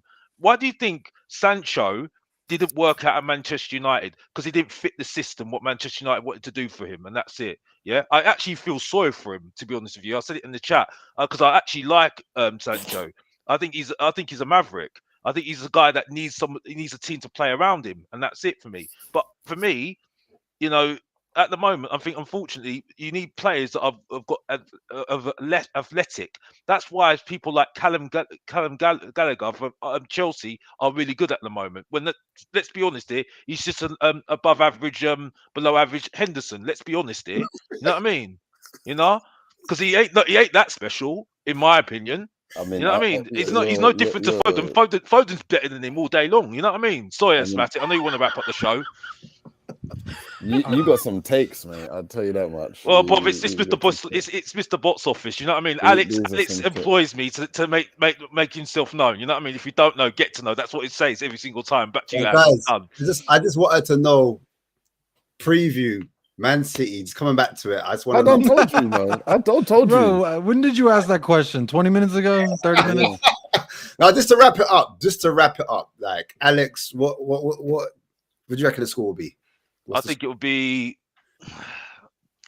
I think it's gonna be. I think it's gonna be a 1-1 draw. If I'm really honest, I can't call it. I can't call it. A replay. Okay. I just can't call it. Who's scoring? Who's scoring? I've got no idea. Who's a good goal scorer right now? Who's the goal scorer right now? It's only Son, isn't it? No, Son's not playing. Oh God! Then yeah, man. You man are gonna get your pants pulled down. You say that, but it can still be a party, my friend. It can still be a party. Why are you laughing so hard, bro? Hey man, no judgment. Like you like what you like, innit? Bro, why are you laughing so hard? Yeah, why are you laughing? Guess who's the mug that's going? Guess who's the mug that's going? By the way, to the game. Guess who's going to the game? Mr. Box Office, no XG, XG box office. I watch every game. I've got a pint in my hand. I know if they scored. You can't tell me nothing. What stats, mate? What stats? You can't tell me. I know. I saw what I saw. I said what I said. Jacob, big up to Ashmatic. You know what? I love when Ashmatic brings on people, man. It brings on people that he knows. I've loved it. I've absolutely loved the last few weeks. You know what I mean? And it's really welcome to see Saz on the show, man. It's really good. It's really good, man. You've been really good, to be honest with you. Yeah. You should have him on more often. He's great. Yeah, you should have him more often, bruv. You know what I mean? I get him back. No? Except for when he said we can't go tit for tat with Man City, punch for punch, blow for blow. No, I said I don't think. Yeah. I just don't think they can win in that circumstance. But like, to be honest, that's fair though. That's what Spurs are gonna do, isn't it? Like, and like, to be on, like, one thing I think that with what you call it, with Guardiola, that like is kind of understated. It's more seen in the Champions League, but like he does weird things in knockout games. Like that, he's very prone, it seems, to like overthinking stuff and trying to like build a perfect game, and like somehow it just doesn't, like he just kind of overthinks it, where it's kind of like you're almost like you have better players, just put the better players on the pitch and you'll win games. Like he's always kind of been like, no, but how can I make sure that this team gets nothing out of what we're doing? And it seems to create some problems. So that's one factor that I think I can see Guardiola possibly trying to do something that's trying to be too clever, right? And then all of a sudden he finds himself, he finds out that he's overdone it and he wets the bed. But I mean, these are small. I don't think it's hard to bet against City, man. My main hope here, because I agree with a lot of the points made, and even with Stefan when he said, in regards to how we used to get points versus City at home, especially, was we sit back, absorb pressure, let them have the ball, hit them on the counter with world-class quality and Harry Kane and Heung-min Son, and we'd get the result that way. That's 5 things that I just named that we're not going to have on Friday. So it does change my expectations just a little bit. It's one of those interesting matches where the fans of both sides are really saying, I don't feel confident we're going to win this. City fans, no, I don't feel confident. Everyone's predicting a replay. I think someone's going to go out and grab it, whether it be them or us. I definitely think they will break their non-scoring streak at the stadium for win or loss. They will score. There's no way we're keeping a clean sheet. I mean, we allow Luton, Palace, Brentford, United, both times we play them, everybody gets chances in front of net. It's just a matter of who finishes them. And when you have quality like Manchester City at starting level, at backup level, my thought process is they're going to put some of those away. My only hope is that we do something crazy, and I'm talking we put Kulusevski, James Maddison, and Bentancur in that midfield, all right? And we just let Bentancur be that back lone 6, and we have 2 forward 10s. Aha, that's the creativity. Too much creativity, you can't even grab it with both hands. That's what I want to see. And if we could do that, we can create enough chances. All we have to do is make it really fucking easy for Timo, for make it real easy for Richie. Just put that ball right there, and you just kick it, man, just kick it straight. And guess what? I think Richie has shown he can kick the ball straight when he's in a dangerous position. Now, again, not individual brilliance, well-worked team goals, but the creativity there in the midfield, if we got Kulusevski and Bentancur, I think we might be able to nick some goals. So that's why I'm saying confidently 3-2 Tottenham Hotspur. Yeah, I mean, just to wrap it up, guys, as well, I'll give my views as well. And I personally think as well that if it's on the plate for these type of strikers, I said it before, Richarlison is not a man that takes 4 or 5 touches. If he takes 4 or 5 touches, he's not scoring. But if it's one touch, you don't want to take it for. If it's 1 touch, 2 touch, he could put it in the back of the net. When he's got less time to think, he's more effective. But if he's got like lots of time to think, he's gonna fluff his lines. These players, they can't overthink. Werner's the same. Johnson's the same. They need things. Johnson, I was gonna say Johnson's the same too. He's the same. He needs it really fast, just like no time to think. If he's got a man in front of him in space, then he doesn't know what to do. He panics. So I think, the key is the midfield for Spurs. That's where our strengths are, and our centre backs, our back line, and our goalkeeper. That's what we do really well. So for me, again, I have to agree with Maddison and Bentancur playing at times a creative deep line, creative playmaking. Kulu sometimes overloading one side, overloading the other side, getting in the box, making problems. I think that's how we can hurt City. But equally, I know Silva in that free role, he's going to be able to do damage as well, because that's where they hurt us. Haaland not being there, they're going to have to go back to that kind of false 9 system. They did it before. Can they go back to that system and do well? Well, they've been doing it since Haaland hasn't been around, and they've been winning games. So, Ash, also, I just want to throw in there a little caveat. Let's remember, they want that fourth league title. That's where the eggs are. And then the second basket where their eggs are will be back-to-back Champions League. I'm going to say FA Cup is somewhere along them lines where Pep Guardiola may say, hey, we don't need to rush Erling Haaland back. We don't need to rush Kevin De Bruyne back and John Stones, and let them run with what they've run. And that favors us, I think, to a degree. But I just want to throw that out there, that remember, there's 2 other competitions that they have a lot of eggs in those baskets, and maybe that can play in our favor as well. Yeah, that's true. Fair point. Can I quickly? I just want to kind of make a small point. Yeah, Mr. Box Office. If I told you a striker got, he had a chance that was given to him on a plate, would that make sense to you? Would that be? Yeah, you'd understand. This, you know what, Saz? I'll give it to you. Yeah, you see what I'm doing there, yeah? Yeah, you see what I'm doing there. Listen. I'm not going to agree on stats. You know what I mean? But to a point, I hear what you're saying, though. I do hear what you're saying, because at the end of the day, you know what? I'll give it to you. You're passionate about your football. You know your football, yeah, right. And you know what, yeah. I can hear from a football guy what you're talking about. It's just, for me, I'm not a stats guy. I'm never going to be a stats guy, and that's all right. And listen, can I say something? You are. All it is that instead of numbers, you use words. And so you'll say he got a chance on a plate, and somebody that's looking at XG will be like, well, that's a 0.5, right? And that's literally the difference, right? Like, so you're using language instead of numbers, and that's fine. It's fine. But anytime you're like, oh, he shouldn't have taken that shot, all the XG guys saying he's never scoring a 0.1, like a 0.1 or whatever it is. Ultimately, it's a communication issue. So don't worry, but it's just a form, an attempt to quantify something. Don't hate it, man. It's coming. Don't worry, man. I hear Alex's point, though, because a little bit the Bundesliga, I'm going to blame them with all these next-gen stats and Amazon Prime. It's the NFL's fault. But they're doing this like X threat. They're doing field tilt. I saw another one was weird, yeah. There was another one that was expected. Basically, it was quantifying or trying to predict how many times you could retain possession in a day while someone's pressing you and not lose the ball. It's like I don't remember what it was, but it was literally during a Bundesliga game. I was like, what is this? Why am I having to Google what metric they're using to say, hey, look, they've had X amount of this, and it's like, bro, I don't even know what you're talking about. There are some. Look, there are bogus stats out there. One of my favorite. I want to know the stats. How many minutes did Dyer play for Bayern? That's what the stat I need to know. How many minutes? All right, they got the win. We call him Dyer. This is what we'll call him under Conte. But anyway, let's move on. You know what I mean? No, but no, you can. There are some, but I'll tell you a pet hate stat of mine, and we like I said, I know we're keeping it going, and I said I wanted to leave. Like, shots on target is a bogus stat. There you go. It's a useless stat. Nobody should worry about it, right? It's a very bad stat.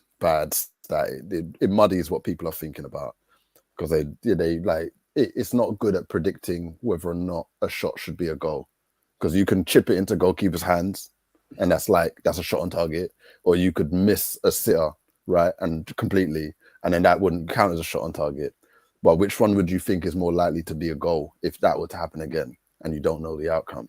So like these are the things that that's why I prefer. That's interesting. I guess I never even thought about it that way myself. You know what? That's a good way to put it. The reason why I'm listening to you, Saz, as well, is that you're not talking to me like, oh, I wasn't born yesterday with these stats, because I just get these FIFA merchants that love stats say, oh, I know more than you, and I'm like, well, I've seen it on the pitch, so I know his shit. So don't need to talk to me about that, bro. You know what I mean? You know what I mean? No, I wasn't born yesterday. I watched people in the 90s get actually see real players actually get better. You know what I mean? So I don't need stats to tell me that, bruv. You know what I mean? Because you only get it's only because you can't put your videos on your screen to see it for yourself, or watch it and show it to other people, because you're gonna get people telling you to take it down again, isn't it? That's why you use stats most of the time. You know what I mean? But I hear what you're saying. I do hear what you're saying. But I will never be there. I will never be a stats guy. Hey, let it happen. Just like I will never let it happen. No, this is where you need to get to know Mr. Box Office. Yeah, you need to get to know Mr. Box Office. The only way Mr. Box Office is going to change is only if Mr. Box Office says he's going to change, and that's it. You know what I mean? And that's all I need to say, and that's it. But big up to you, Saz, and that's it. And big up to my boy Jacob as well, and that's it. And back to you, Ash. I'm done. If you don't know, get to know. We're going to end the show. We're going to end the show, man. We're going to end the show on this note, guys. Yeah. Lovely meeting you all. Back, baby. We're fucking back. We're back.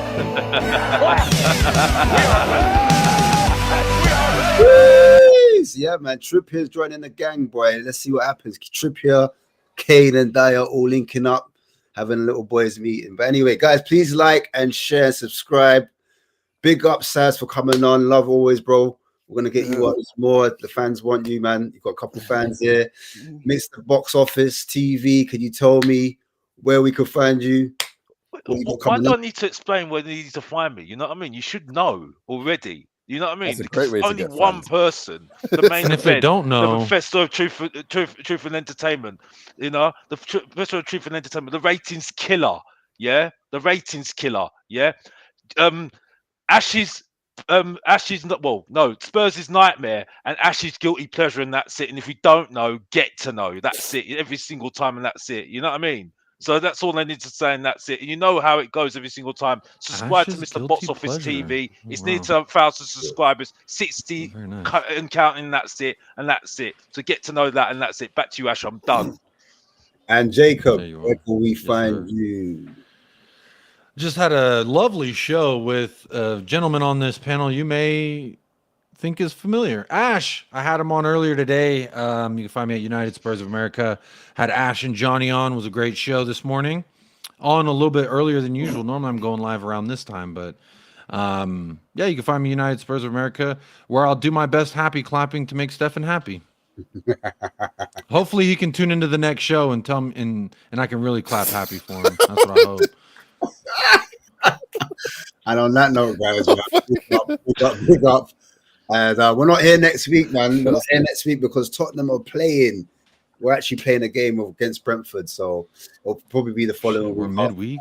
Yeah. We're busy this week. We're busy. But yeah, guys, big up. Love for every time. Thanks for everyone in the comments. And for those who were viewing as well, please like, share, and subscribe. And come on, you Spurs. Big up.